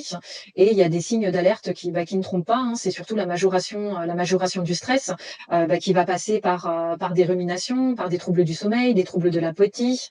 Un état d'agitation. Il va y avoir aussi, les personnes vont pouvoir perdre confiance en elles. Donc, si vous avez ce genre de sentiment, il faut tout de suite vous dire là, c'est pas normal. Une perte d'autonomie dans son travail, un sentiment de s'isoler, de perdre sa motivation alors qu'on adore ce qu'on fait, se sentir découragé. Quand on commence à se culpabiliser de notre travail alors qu'on fait tout consciencieusement, qu'on est en train de se dire en fait mon travail est nul et qu'on va commencer à se dévaloriser, voilà, qu'on va douter de ses compétences, ou même parfois on peut être complètement sidéré. Moi actuellement j'ai une de mes collègues hein, qui est complètement sidérée et qui en fait n'arrive plus du tout à réfléchir. Donc elle est dans un immobilisme qui est assez terrible pour elle et d'ailleurs elle est en burn-out, hein, c'est évident. Donc tous ces signes en fait doivent interpeller parce que ça peut entraîner après voilà le burn-out ou autre, hein, une vraie dépression derrière. Et parfois il est trop tard. Donc il faut vraiment écouter tous ces signes et se dire c'est pas normal. Mhm. Alors, j'ai vu une question de Vanessa. Alors, c'est Vanessa. C'est quoi l'intelligence émotionnelle, Vanessa? Pour Vanessa, c'est pas clair l'intelligence émotionnelle, parce que c'est un terme, justement. Ouais, Est-ce que vous bon. pouvez préciser, ou moi-même, hein, je peux parler un petit peu de l'intelligence émotionnelle, hein, ça Je vous laisse le faire alors. D'accord, ok. Alors, on le fait maintenant ou on va le faire après? Parce que là, effectivement, ça va. Sinon, on continue et puis après, je vais donner des précisions sur l'intelligence émotionnelle. Ce qu'il faut comprendre, c'est que l'intelligence émotionnelle, c'est toutes les émotions qui sont en lien avec les émotions, mais pas que. Hein, il y a le stress, mais c'est tout ce qui est estime de soi, confiance en soi, les relations, cette capacité justement à, à gérer la frustration, à différer les gratifications. L'intelligence émotionnelle, ça a été développé par il a été mis au goût du jour par un auteur qui s'appelle Goldman, qui est psychologue et journaliste par ailleurs. Et donc, lui, il a montré comment l'intelligence émotionnelle, c'était important pour réussir sa vie d'une manière générale, sa vie au travail, sa vie dans tout, hein, parce que c'est vraiment, on est des êtres, des êtres d'émotion, hein, et tout est basé sur les émotions. Alors, on n'apprend pas l'intelligence émotionnelle. Il y a justement un test qui va développer pour mesurer. Bon, après il y en a d'autres hein, pour mesurer l'intelligence émotionnelle. L'intelligence émotionnelle est mesurée, il donne ce qu'on appelle le quotient émotionnel, à l'instar du QI qui est justement le quotient intellectuel. le quotient émotionnel, c'est tout ce qui a trait avec les émotions et pas que. Ça donne énormément de compétences pour pouvoir réussir dans sa vie perso, dans sa vie privée et de toute manière, c'est pas du tout développé à l'école parce que finalement, pour réussir à l'école, on sait qu'il faut un bon QI au sens cognitif du terme, mais pour réussir dans sa vie, eh bien, il faut un bon QE. Et le QE, eh bien, c'est tout ce qu'on fait là. Hein. C'est tout ce que je développe en fait quand on apprend à travailler sur soi, à gérer ses faiblesses, gérer ses blessures, gérer ses émotions. Enfin, parce que dans la vie, ben, c'est 80% de psychologie pour pouvoir réussir sa vie. Et on voit bien que dans le monde, enfin, au niveau scolaire, il y a plein de choses qu'on n'apprend pas. Hein. On n'apprend pas, et notamment l'intelligence émotionnelle. Et donc, du coup, si vous voulez en savoir plus, on peut encore en parler. Hein, je pourrais vous en parler encore. Mais c'est très important de développer l'intelligence émotionnelle pour réussir. Parce que quand quelqu'un a suffisamment d'intelligence émotionnelle, comme le disait un manager, hein, en l'occurrence celui qui gère les humains, il ne peut pas faire l'économie de ça. Et ça se développe, ça se travaille ça. Mais forte est de constater que il y a des gens même qui ne savent pas ça, qui ne connaissent pas ce que c'est et qui savent pas qu'ils doivent travailler sur eux en fait pour pouvoir pour être des humains, il faut travailler sur soi, il faut faire du développement personnel. C'est tout simplement parce qu'on n'est pas des animaux, hein. On est des êtres sociaux. Hein. Donc l'intelligence émotionnelle est très liée aussi à tout l'aspect, tout ce qui est en rapport avec l'aspect social également. Et c'est très important. Donc, je vous invite à vous, déjà, savoir ce que c'est et à vouloir développer votre propre intelligence émotionnelle. Ça va vous permettre vraiment d'avancer dans votre vie et de réussir votre vie. Voilà. On va revenir à Magali, hein, par rapport à ça. Mais bravo, merci Magali, parce qu'elle nous a parlé de ça spontanément. Donc, du coup, j'ai profité pour expliquer un peu ce que c'est, ce qu'on attend. Hein. Et ça permet justement de ne pas vouloir changer son manager et déjà voir comment mieux réagir. Hein. Alors, on est dans un contexte de crise, voilà, et il y a énormément de précarité, beaucoup de personnes ne s'habituent pas. Est-ce que vous ne pensez pas que beaucoup de personnes deviennent finalement, vous l'avez dit tout à l'heure, tolérantes à la maltraitance, hein? Est-ce que vous n'avez pas constaté ça dans votre cabinet? Parce que moi je l'ai constaté en tout cas. Hein. Ah oui, les gens s'habituent à être maltraités. Maintenant, on en parle plus, mais ça reste quand même franchement un sujet complètement tabou. Et c'est pas simple en fait pour une personne de se rendre compte qu'elle est dans un cercle vicieux et qu'en fait elle est sous emprise. Hein. Donc ce sont des choses compliquées à identifier. Et voilà, et donc il se met en place une tolérance à la violence subie qui se fait de façon vraiment insidieuse. Donc c'est bien des semaines comme ça pour pouvoir en parler. Ouais, effectivement. Ça permet de se rendre compte aussi hein, et de pouvoir se remettre en question aussi et avoir des conseils et des techniques aussi. Hein. C'est pour ça aussi qu'on fait ça. Partout on aura affaire à ce type partout on aura affaire à ce type de management. Alors malheureusement, enfin moi j'ai l'impression d'en voir partout. Donc c'est assez terrible, hein, mais la médecine n'est pas épargnée par ça. Enfin ma sœur elle est ingénieure dans une grande entreprise. Quand je vois comment ça se passe, mais alors là ça serait un très bel exemple aussi de management toxique. Donc c'est vraiment partout, mais les gens c'est vrai subissent et très peu osent en parler quoi. Et qu'est-ce que vous recommandez justement généralement lorsqu'on est victime de management? Qu'est-ce que vous pourriez donner comme conseil aux personnes qui participent justement à cette semaine, non? Déjà d'être à son écoute, vraiment de pouvoir s'écouter. Et si on a des signes d'alerte, faut surtout pouvoir en parler. Alors ça peut être, ça peut être auprès de son médecin du travail, du médecin généraliste, ou alors de spécialistes hein, comme vous ou comme moi. Hein. Enfin voilà, on est là pour aider les personnes. Faut pas hésiter à passer le cap. Hein, vous ne serez pas jugé. Si on arrive à prendre conscience de ce management, hein, c'est vraiment une prise de conscience, c'est pas simple. Ensuite, c'est de pouvoir être accompagné. Le but, ça va être de gagner du recul par rapport à la situation, de travailler les croyances que l'on a. Et l'essentiel, ça va surtout être de remettre des limites pour pouvoir se protéger. Et c'est vrai que après, il y a deux possibilités, hein, soit on décide de partir, ou de muter, enfin voilà, de ne plus rester dans cette atmosphère-là parce que c'est trop insupportable. Soit c'est vous l'abordiez tout à l'heure très justement, c'est de se dire voilà, notre boulot il nous plaît, on veut y rester parce que c'est pas à nous de partir forcément. Et donc avec le recul suffisant, ça va être de travailler son estime de soi, de pouvoir se renforcer de l'intérieur, mais ça va être justement de faire tout ça pour trouver un autre positionnement. Donc ça va être vraiment très important, la position qu'on va avoir par rapport à la situation. Et il va falloir dans tout ça éviter une trop forte implication émotionnelle. Donc c'est tout un travail de ne pas surréagir à ce qui peut se passer. Et vous l'avez très bien dit, hein, moins on est vulnérable, moins on est attaquable. Donc ça c'est vraiment se le répéter à longueur de temps. Et par rapport au manager, c'est vraiment de mettre des limites et de ne pas se confier en tout cas à cette personne, en tout cas de rester dans des échanges très limités avec lui. En tout cas, c'est vrai, Magali, hein, dans les faits, on voit quand même qu'il y a beaucoup de gens qui hésitent à consulter des spécialistes comme vous, comme moi, et qui restent en souffrance, et qui, comme on a dit tout à l'heure, qui restent tolérants, parce que, en fait, d'ailleurs, je pense que c'est peut-être sûrement par méconnaissance, hein, parce que on pense que les spécialistes, un psychologue, un psychiatre, peut-être pour les fous, alors que regardez, Magali est quelqu'un de très abordable, qui ne juge pas, qui est vraiment très, moi, je trouve qu'on approche facilement. Et je sais comment vous aider. Votre passion, c'est aider, hein, vous me l'avez dit, hein, Magali. Hein. Ah oui, moi je suis là, on est là pour les autres et c'est notre cœur de métier d'aider les autres, hein, et on travaille en toute neutralité, sans jugement. Donc le but, quand on peut aider quelqu'un à moins souffrir, et en tout cas à reprendre son chemin de vie, c'est voilà, on est là pour ça, hein, c'est pour ça qu'on a choisi notre métier. Ouais. Mais souvent on fait peur, hein, donc c'est vrai qu'on est. Hein. Et pourtant, c'est pratiquement un don de soi en fait, hein, Magali. Hein. Ouais.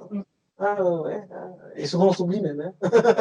Oui, ça c'est clair. Hein, mais non, mais c'est vrai que souvent la psychologie ou la psychiatrie c'est un tabou, faut pas y aller. Oh là là, les jugements qu'on va avoir. Non, mais c'est vraiment tout le travail qu'on fait actuellement. Hein, c'est de pouvoir déstigmatiser tout ça, quoi. Ça se fait dans d'autres pays. Hein, mais en France, on a encore du mal. Hein. On a encore du mal. On est arriéré. Hein. Ah oui. Et c'est bien dommage. C'est bien dommage parce que beaucoup de personnes restent en souffrance alors qu'on pourrait les accompagner. Ah oui, c'est dommage. Ouais, tout à fait. Oui. Ouais. En tout cas, merci Magali. Est-ce que vous avez d'autres questions? J'ai vu des questions, hein, justement, qu'on a posées dans le chat. C'est ça, tout le monde va voir.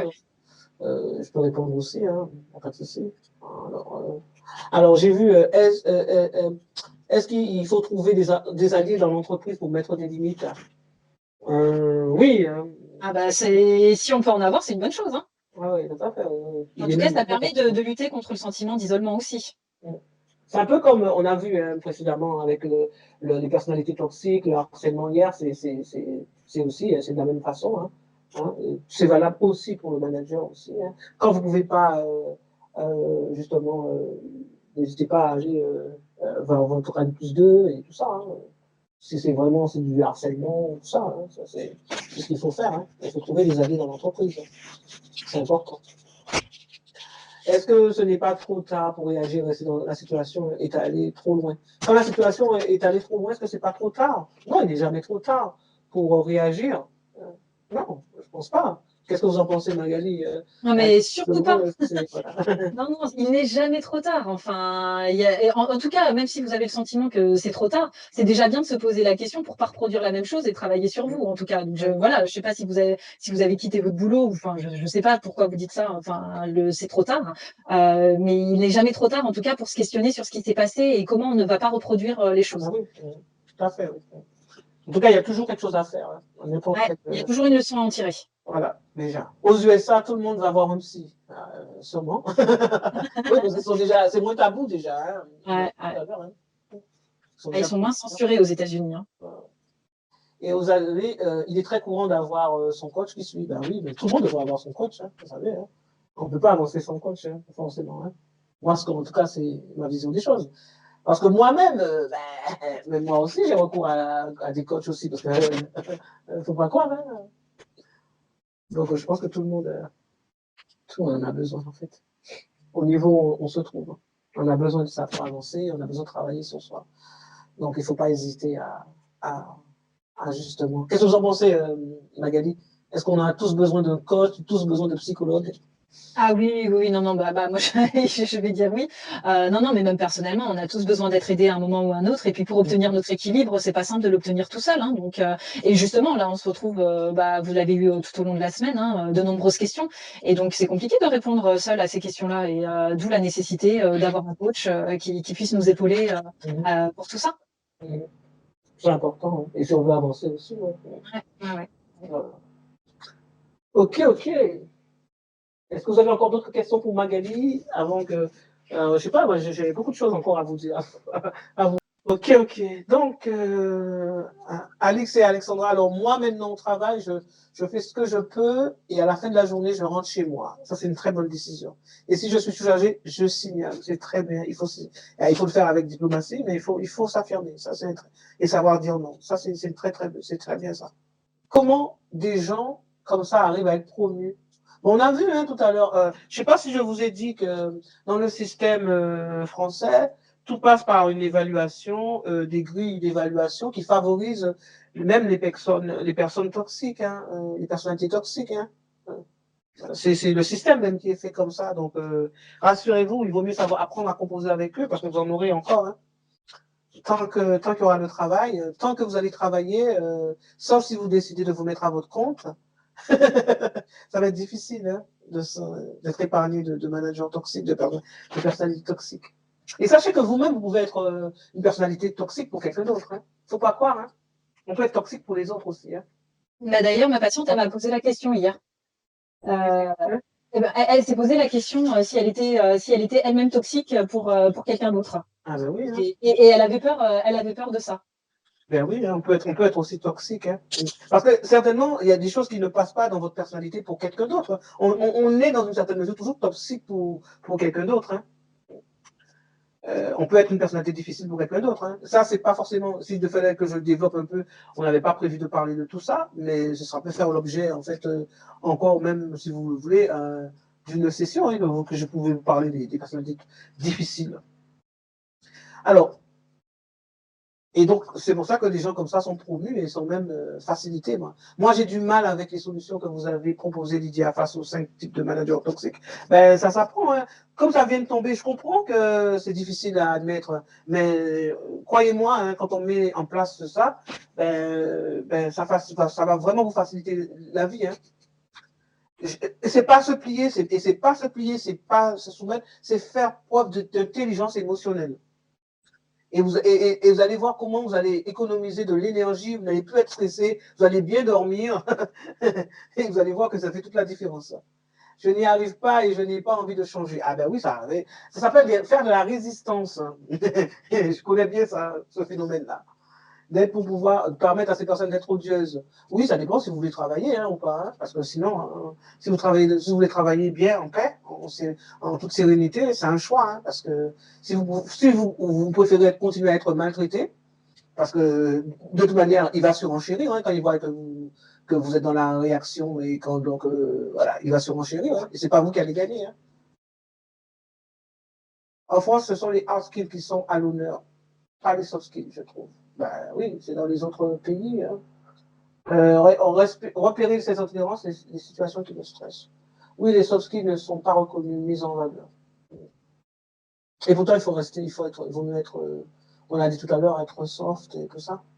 Il faut savoir prendre sur soi, il faut travailler. Ça demande un travail, hein, parce que d'emblée, on ne va pas pouvoir le faire d'emblée. Je suis d'accord, hein, il faut des années quand même hein, pour savoir comment vraiment réagir à ça. Ça s'apprend. C'est d'abord un travail sur soi. Hein. Mais on est tellement mieux après. Parce que en fait, quand on passe moins d'énergie à tout ça, on peut se centrer vraiment sur ses objectifs et à ce moment-là être plus performant et puis et se focaliser sur sa carrière, c'est ce qu'on veut vraiment. Hein. Ce qui bouffe de l'énergie, c'est tout ça hein, dans l'entreprise. Alexandra dit pour moi, il faudra des siècles d'arriver. Moi, je pense pas. Il faut vraiment, c'est une décision qu'il faut prendre. Si on prend la décision de le faire, ben, on y arrive. Hein.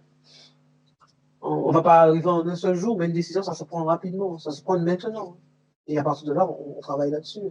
On parle de plus en plus de management bienveillant, oui, effectivement, mais c'est pour venir justement lutter contre le management toxique, mais a priori, ça ne semble pas être une réalité. C'est pas encore une réalité, mais si tout le monde change et si en quelque sorte on change aussi, et ça, c'est ça que je voulais développer en deuxième partie avec vous, comment on peut changer son manager en fait soi-même, parce qu'il faut que tout le monde apprenne la bienveillance. Le manager toxique a une petite satisfaction, aime qu'on croit qu'il est cruel, donc on doit travailler son estime de soi. Il faut arrêter. Moi, je pense qu'il faut arrêter de se centrer sur le manager toxique et se centrer sur soi. Hein. Parce que là, vous êtes trop focus encore sur le manager toxique. Il vaut mieux s'occuper de soi. Là. À chaque fois que vous allez vous occuper des autres, vous allez être mal. Il faut s'occuper de soi, s'occuper de ses affaires. C'est votre affaire de travailler sur vous. Pas le manager. Il est comme il est, il ne va pas changer. Et même s'il change, tant mieux pour lui. Mais en tout cas, voilà. Alors, je ne sais pas si j'aurais... Parce que j'ai tellement de choses à vous dire, là, encore. Pour le manager bénévole, au moins, cette notion est valorisée, ce qui n'est pas le cas auparavant, où le manager vertical est toujours à l'honneur. Après, l'intérêt de démontrer en quoi la bienveillance a un intérêt en termes de productivité et performance, peut-être. OK.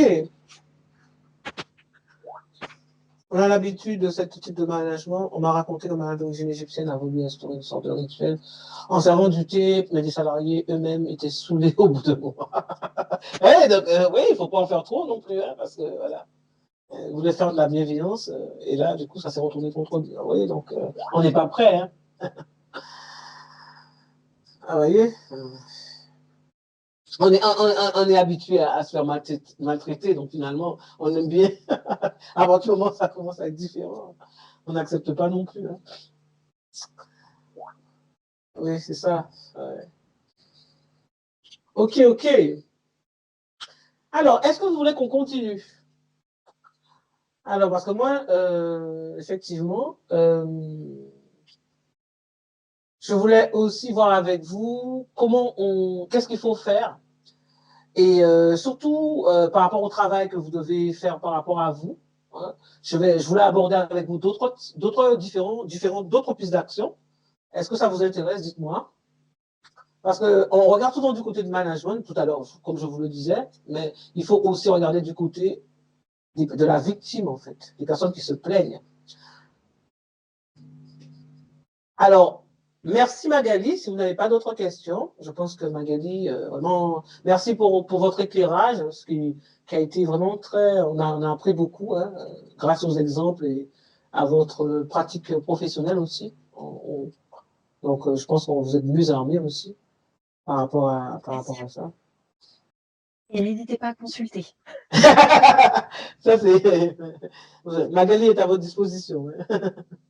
Non, mais Magali, vous travaillez en hôpital aussi. Hein, ouais, alors moi, voilà, je travaille en hôpital, donc je travaille pas en libéral, j'ai pas encore la vocation du libéral. J'ai la vocation, voilà, des deux, ceux qui ont le moins de moyens, donc, ou des personnes qui ont vraiment des troubles psychiques très, très importants. Donc voilà. OK. Merci Magali. Apparemment, Magali, tout le monde est content de votre prestation, de ce que vous nous avez apporté beaucoup. Bah, merci à tous et croyez en vous. Hein. Oui, c'est ça, oui. Alors, est-ce que vous voulez savoir, est-ce que vous voulez avoir d'autres pistes encore? Je peux vous donner encore, hein. Est-ce que vous en redemandez encore? Oui, elle dit oui. Alors dites-moi parce que je veux vous dire que j'ai plus de jus là. Hein. Après toute la semaine, là, on est en fin de semaine, alors dites-moi parce que ça va pour me donner de l'énergie. J'ai besoin de votre énergie. Oui, mais vous êtes KO aussi, oui. Oui, mais rapidement. Ah ouais, rapidement, d'accord. Oui, je comprends. Ok, alors là, tout le monde dit oui? Ok, ah ben voilà. Euh, Oui, pour Vanessa également. D'accord. Alors, en fait, Ouais, vous dites comme Alexandra, mais je ne sais pas comment dire Alexandra. Alexandra a dit oui aussi, oui, d'accord, je pense. Alors, il faut aussi regarder du côté des personnes qui se plaignent, du côté de... C'est Charlotte, pas Vanessa. D'accord. Ah oui, c'est Charlotte. Hein, oui, ok. Ouais, parce qu'il n'y a que Pio, donc voilà. Alors,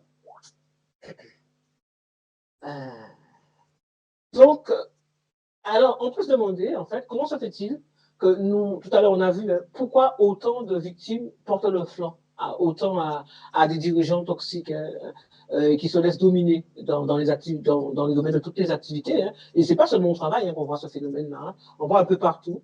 Parce que, ben, comment se fait-il que nous restons la plupart du temps sous la coupe hein, de personnes toxiques hein, et souvent, je vois moi, personnellement, moi j'ai travaillé en tant que salarié hein, et j'ai vu que les gens, bah, pour la plupart, ne se défendent pas, hein, ils acceptent. Hein. Et certains même vont arriver jusqu'au burn-out, même voire jusqu'aux tentatives de suicide. Hein, et ils ne font rien. Quoi. Et ils se plaignent, mais pour autant, parce que moi, je sensibilisais beaucoup, mais même les personnes, quand j'étais salarié, mais sans pour autant que les gens changent.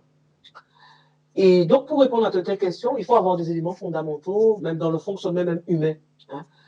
Il faut savoir que tout d'abord, euh, le chef toxique peut être avant tout un sauveur héroïque. Parce que tout leader toxique ne fonctionne pas nécessairement en mode toxique dans toutes les situations. C'est très rare hein, qu'il soit toujours en situation toxique. Hein. Il n'est pas tout le temps en situation toxique, même même dans des circonstances identiques. Hein. Donc il est différent parce que des fois il peut être bien. Hein, il peut être bien et donc du coup il peut être quand même humain et ça peut être difficile à détecter parce qu'on pense que ah oui mais il est humain et finalement on va plus voir le côté humain que le côté toxique parce qu'on va voir plutôt le côté héroïque et pour compliquer même les choses lorsque différents même leaders sont comparés, il s'avère qu'ils présentent des types de toxicité différents, on l'a vu, hein, à des degrés différents. Et les conséquences, c'est aussi différent hein, par rapport à des cas, par rapport à des situations. Ah, donc c'est très complexe en fait. Hein. Le management toxique, c'est pas forcément évident. Et pour pouvoir expliquer ça, il faut recourir à un cadre, un cadre multidimensionnel. Hein. Il faut avoir beaucoup d'éléments pour essayer de comprendre ça, comprendre le phénomène. Parce qu'il y a beaucoup d'éléments qui expliquent en fait ce caractère-là, ce phénomène-là. Hein. Bon, comment on peut donner le flanc pour pouvoir se faire battre et devenir complètement toxique au management. Voilà. Je veux dire, tolérant au management toxique. Alors, quelles sont les principales raisons qui expliquent notre attirance? Parce que finalement, on voit qu'on est attiré même par dans la relation toxique. Hein. Par analogie, on peut voir ça avec les pervers narcissiques, dans le couple et tout ça. Et les gens partent pas. Par exemple, dans un couple, on dit, mais pourquoi la personne ne part pas? Pourquoi la personne reste? Les gens ne comprennent pas.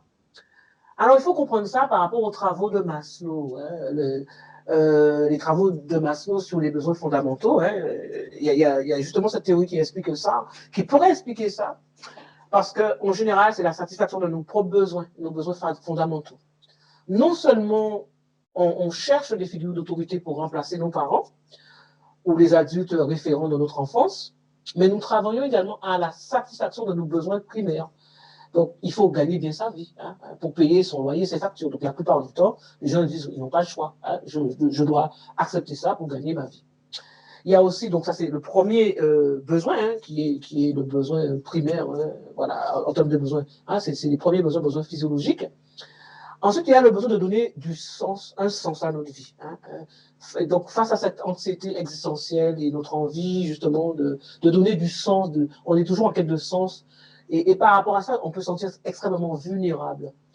Parce que ces dirigeants au comportement toxique savent comment exploiter cette faille. Hein, c'est une faille. Ils savent que vous avez le besoin de donner du sens à votre vie. Hein, parce que souvent, certaines personnes n'ont que ça dans leur vie, hein, et que c'est ça, parce que le travail, ça donne vraiment du sens à notre vie. Il y en a, et qui équilibre. Et il y a des gens qui n'ont que ça comme équilibre, en fait.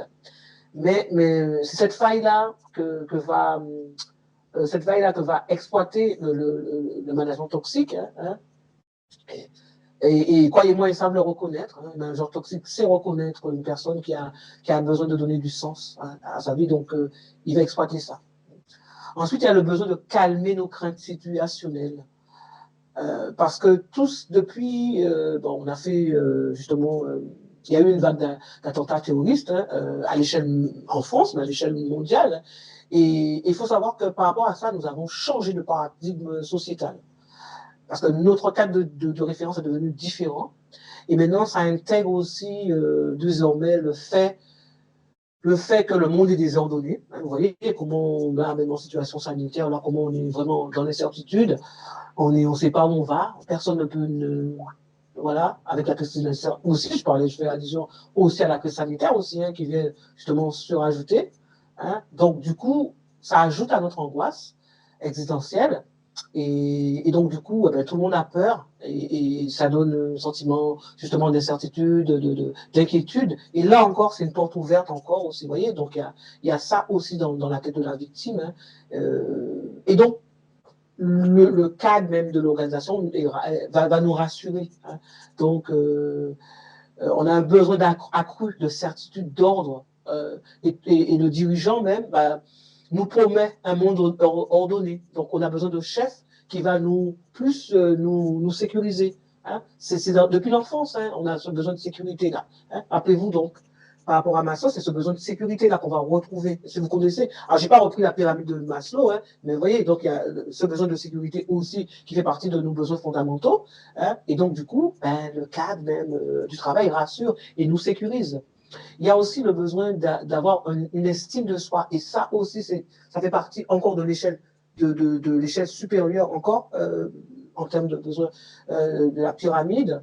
Parce qu'en nous associant à ces individus remarquables, au sens, je dis remarquable au sens de hors norme, hein, mais pas forcément en termes d'admirabilité, hein, ils ne sont pas forcément admirables, mais ils sont incontestablement plus forts, plus intelligents que nous-mêmes, donc on a besoin d'eux en fait. C'est du moins ce qu'on ressent, hein, on le sent comme ça. Nous pouvons nous sentir accomplis par. Et donc à ce moment-là, quand on voit par exemple un chef, on peut se sentir accompli par procuration. Et donc, ça nous donne une forme d'estime de soi, mais une estime de soi qui vient de l'extérieur. Or, on sait que ça doit venir de l'intérieur. Mais là, là, tout est un petit peu inversé, puisque rappelez-vous ce que je vous disais, c'est de l'intérieur vers l'extérieur, mais comme on sait que de toute manière, on est plus de l'extérieur vers l'extérieur, on va attendre que l'estime de soi vienne de l'extérieur. Et donc, et on se sent d'autant plus fort vis-à-vis du monde extérieur. Donc, notre souffrance à être en contact de tels leaders toxiques ne se voit pas dans ce cas-là. Ensuite, il y a l'autre besoin, c'est le besoin de se référer à des héros. Hein. Parce que dans notre enfance, on a tous gardé ce besoin de se référer à des héros. Hein, des héros, regardez, même dans les dessins animés, dans les films, il y a toujours des héros de mer ou dans l'espace qui affrontent les éléments, qui affrontent en fait des pensées indomptables, qui réussissent quand même à les maîtriser, comme, je sais pas moi, les gladiateurs, les mythes et tout ça. Et devenu adulte, le monde offre alors aux héros potentiels, hein, les leaders dans le travail, des possibilités infinies aussi, hein, des possibilités de toute puissance. Et on a l'impression qu'ils sont héroïques, qu'ils vont avoir des actions héroïques. Puisque les leaders toxiques osent et parviennent à de tels exploits en entreprise, et alors on se remet à eux, en fait, et voilà, et on s'oublie, quoi. Alors, à cela, donc j'en ai fini avec tous les besoins fondamentaux. Il faut ajouter aussi le syndrome de Stockholm. Vous connaissez le syndrome de Stockholm, hein, vous savez hein, ce que c'est le. Oui, oui, puisque à force de contrarier de près ces leaders toxiques qui sont des tortionnaires, hein, il faut pas se le cacher. Les victimes de ces managers toxiques on va finalement développer de l'amour, de l'empathie à leur égard. Hein, voilà. Et donc du coup, on va finir par les aimer. Hein, donc ça, et ben là, on justifie leur acte. On croit que c'est pour notre bien. Hein, et qui font ça. Hein. Donc, on justifie leur acte. Hein. Et là, on va même éprouver pour nos bureaux de la confiance, voire même de la sympathie. Voyez, ça peut aller jusque-là. Donc, ce sont des phénomènes psychologiques qui se mettent en place. Hein. Donc, d'une part, toute personne venant à dénoncer ces personnes toxiques, à vouloir sauver les victimes, ça va quand il y aura quelqu'un qui vient de l'extérieur pour vous sauver, pour un genre de Superman, je sais pas moi, de Zorro, eh ben, il va être mal vu. Hein. Ça va même déclencher une réaction hostile de la part de ces mêmes victimes. Vous voyez ça hein. Je ne sais pas si vous avez connu ça, mais on voit ça souvent hein, en entreprise. C'est une attitude tout à fait paradoxale, puisqu'on se dit, c'est les mêmes personnes qui se plaignent, et finalement, on peut rien faire. Hein. Et finalement, ils aiment leur bourreau, en fait. Et ils veulent pas de sauveur. Les personnes, pourquoi on a de l'affection pour moi ça, c'est reconnu, c'est le syndrome de Stockholm. Hein. On va pas forcément revenir là-dessus, mais on finit. Ouais, ça s'est vu par exemple les prises d'otages. On finit par tomber amoureux de son bourreau. Il y en a même qui finissent par se marier avec. Non, ça va très très loin, hein, c'est un phénomène psychologique. Hein. Alors, cherchez le syndrome de Stockholm. Voilà. Donc ça existe. Ouais, oui. Et donc ce phénomène, c'est même ce phénomène se voit en entreprise en fait. C'est paradoxal, mais c'est ce qui explique en fait pourquoi on ne réagit pas, pourquoi on ne se fait pas aider. Et il s'avère que, et rappelez-vous ce que je vous ai dit, que ces managers toxiques, c'est tout, ils n'ont pas appris, le plus souvent, ils savent détecter vos besoins fondamentaux pour en tirer profit, en donnant l'illusion de pouvoir répondre justement à vos besoins. Ils vous donnent, et vous avez l'impression d'être apaisé avec eux, parce qu'ils vous donnent l'illusion en fait. La recherche de l'amour, le besoin d'approbation aussi, oui, effectivement, oui. Leur tour de force ne s'arrête pas cependant plus que là, puisque les leaders toxiques savent également nous faire adhérer à leur cause. Hein, une fois encore, pour en tirer profit. Hein. Alors là, en l'occurrence, vous êtes sous emprise hein, là, quand c'est comme ça. Et il faut trouver des stratégies pour sortir de cette emprise-là, pour briser justement cette emprise-là, les leaders toxiques. Et en fait,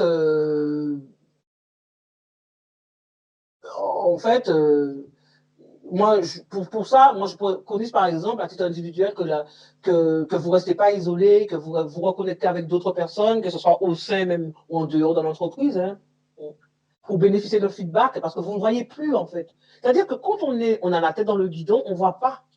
Donc, c'est souvent, moi, je vois, par exemple, des personnes qui me disent que c'est leur, en parlant, j'en ai pris conscience par rapport, parce que j'ai parlé à mon mari, à mon copain, à un ami, parce qu'ils ne voyaient pas eux-mêmes qu'ils avaient un manager toxique. C'est l'autre qui vous donne son feedback. Et là, finalement, on prend conscience, on réalise que la situation n'est pas normale. Parce que tout le monde, c'est une situation que tout le monde accepte, en fait. Moi, je conseille également aussi la prise de distance par rapport à son bourreau. Que ce soit d'un point de vue physique, vraiment, mettre de la distance physique, mais aussi, par exemple, de la distance, alors le télétravail, en l'occurrence, maintenant, permet de le faire, hein, parce que de plus en plus, on est en télétravail, et j'ai vu beaucoup de personnes, justement, sauvegarder des emplois, parce que certains qui pensaient partir, parce qu'il y a eu le télétravail, ils sont restés, hein, parce que de coup, il y a eu cette distance physique. Mais il faut aussi de la distance psychologique, hein, c'est-à-dire de pouvoir prendre du recul. Et ça, c'est favorisé par l'entourage et surtout par l'activité, par la reprise d'une activité sportive.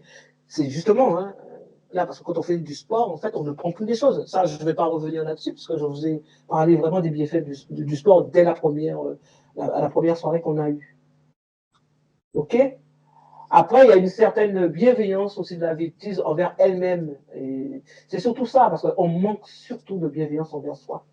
Je vois vraiment tout le temps dans mon cabinet des gens qui ne s'aiment pas. Et quand je leur pose la question, ils me disent franchement, je ne peux pas m'aimer, je ne m'aime pas, je ne peux pas m'aimer.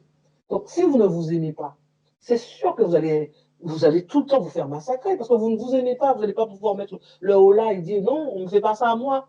C'est un manque d'estime de soi. Il faut que ça se travaille, en fait. Il faut apprendre à s'aimer. Pas vous demander à l'autre de vous aimer si vous-même vous ne vous aimez pas.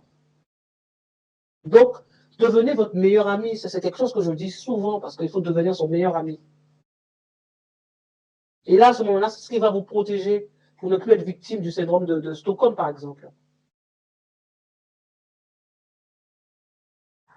Et là, on est au niveau du conseil, des conseils, des stratégies que je vous demande, que je vous propose.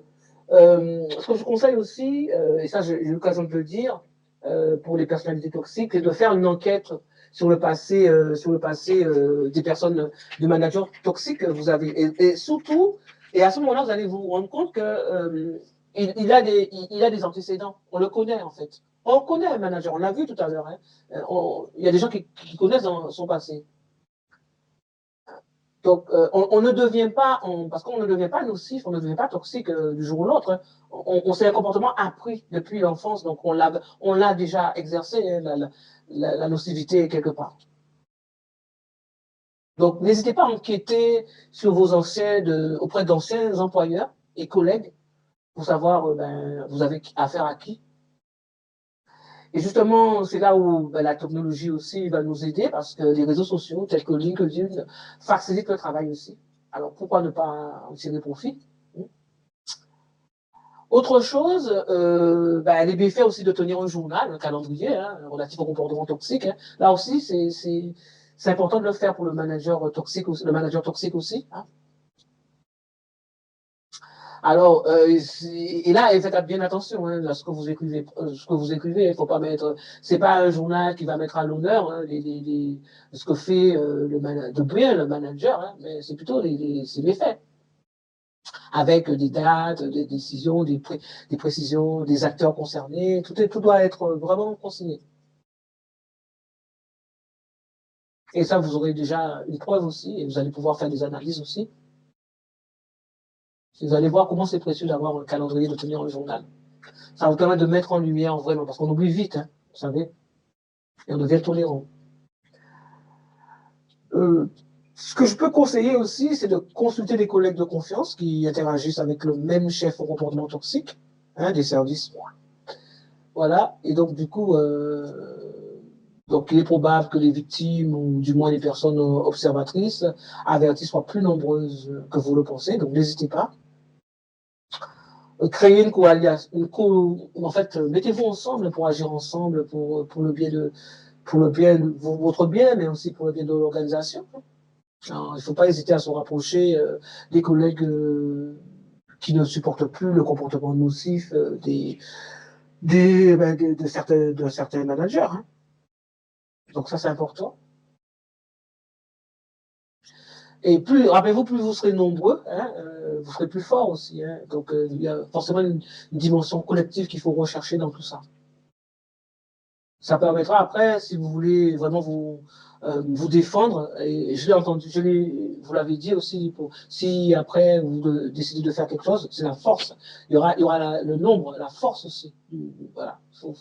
Voilà.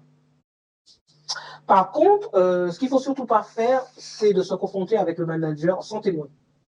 Hein, parce que ça ouvre la possibilité pour le manager de reprendre l'ascendant sur vous, parce que, rappelez-vous, il est fort, hein, vous n'êtes pas plus manipulateur plus toxique que lui, il ne faut pas se confronter à lui. Hein. Et là, encore, il peut surenchérir et devenir beaucoup plus virulent qu'auparavant. Alors voilà, toutes ces mesures-là, et si toutes ces mesures-là ne sont pas suffisantes, il faut envisager des actions plus drastiques, comme on l'a vu hier avec, comment dirais-je, avec Laetitia Dener, mais il faut envisager sur le point juridique. Hein. Généralement, on voit par exemple dans les organisations qu'on se mette ensemble aussi pour inverser un leader, hein, ça se voit aussi. Hein. Donc, et souvent on voit aussi des personnes, dans certaines lois qu'on alerte, on voit ça dans les journaux télévisés, hein, que des fois on alerte les médias carrément hein, aussi. Parce que le départ de manager, ça peut être une stratégie aussi de faire, mais là il faut une force. Hein. On peut pas arriver à faire ça tout seul. Hein. Voilà toutes les actions que je préconise, parce que ça ce sont des actions individuelles. Hein. Voilà. Mais il faut envisager aussi une option collective, une option plus organisationnelle aussi. Mais c'est vrai que je préconise avant tout une action individuelle. Mais une fois que vous avez, comment dirais-je, alerté la direction, tout ça, le N+1, ça facilite aussi les choses, quoi. Est-ce qu'on peut poursuivre son ancien manager? Pour ça, il faut de l'énergie, hein, pour ça. Hein. Il faut de la force aussi. Hein. Moi, si vous voulez vous attaquer à ça, Djembe dit je vous aime, je vous quitte. Voilà. Moi, en tout cas, ce que je conseille également pour s'en sortir, et il faut se mettre en mode projet. C'est-à-dire ne plus se centrer sur l'entreprise, ne pas donner tout à l'entreprise et se mettre à penser, à se mettre en mode projet. Quand on dit se mettre en mode projet, c'est se définir, si vous partez, ne partez pas comme ça, mettez-vous en mode projet, parce que si vous pouvez aller dans le cadre comment dirais-je, d'une création d'activité, vous restez, mais vous êtes en mode projet, vous donnez plus votre énergie, plus, et là, ça facilite les choses. Hein, il faut surtout pas attendre que encore une fois de plus, que son comportement, que votre manager change de comportement, c'est à vous de le faire, et qu'il fait preuve de reconnaissance, parce que rappelez-vous, je dis, il faut jamais travailler pour la reconnaissance. Il faut surtout prendre bien soin de soi, hein, par l'alimentation, le sport, retrouver sa motivation en se faisant du plaisir, en s'adonnant à d'autres passions, d'autres passe-temps, et surtout rester bienveillant, hein, même si parfois c'est difficile, mais rester bienveillant avec soi. Et puis, si la situation s'empire, il faut peut-être revoir votre propre stratégie, vous revoir aussi. Hein. En tout cas, face à un manager toxique, surtout, ce qu'il faut, c'est avoir une conduite irréprochable. Parce que il ne faut pas être dans le mensonge, il faut rester authentique. Parce que si vous-même, vous êtes aussi dans la malversation, vous n'allez pas pouvoir vous défendre. Il faut rester vous-même irréprochable dans vos agissements. Ça, c'est très important, ça.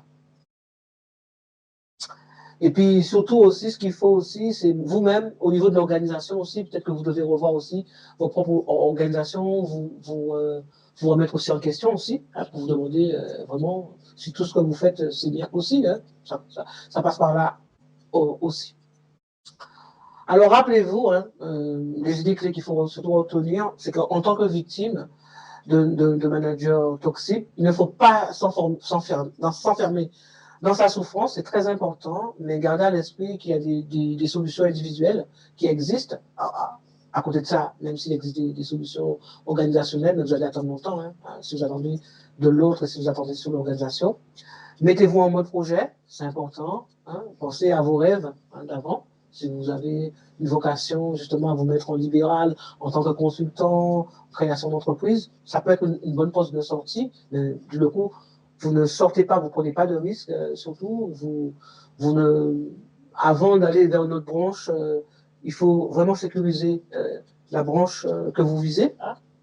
Mettez tout ça en œuvre, voilà, quitte à vous faire aider. Hein, une fois de plus, il faut se faire aider, hein, parce que personnellement, moi, j'aide les gens aussi à construire aussi, à travailler sur soi, mais pas que, à développer aussi tout ce qui est ses talents, hein, optimiser son potentiel, trouver son potentiel aussi, parce que on se connaît pas assez, et ça, c'est important aussi de travailler ça. Et surtout, n'attendez pas que, je l'ai dit, hein, que le manager fasse preuve de reconnaissance. Hein. Prenez soin de vous encore une fois.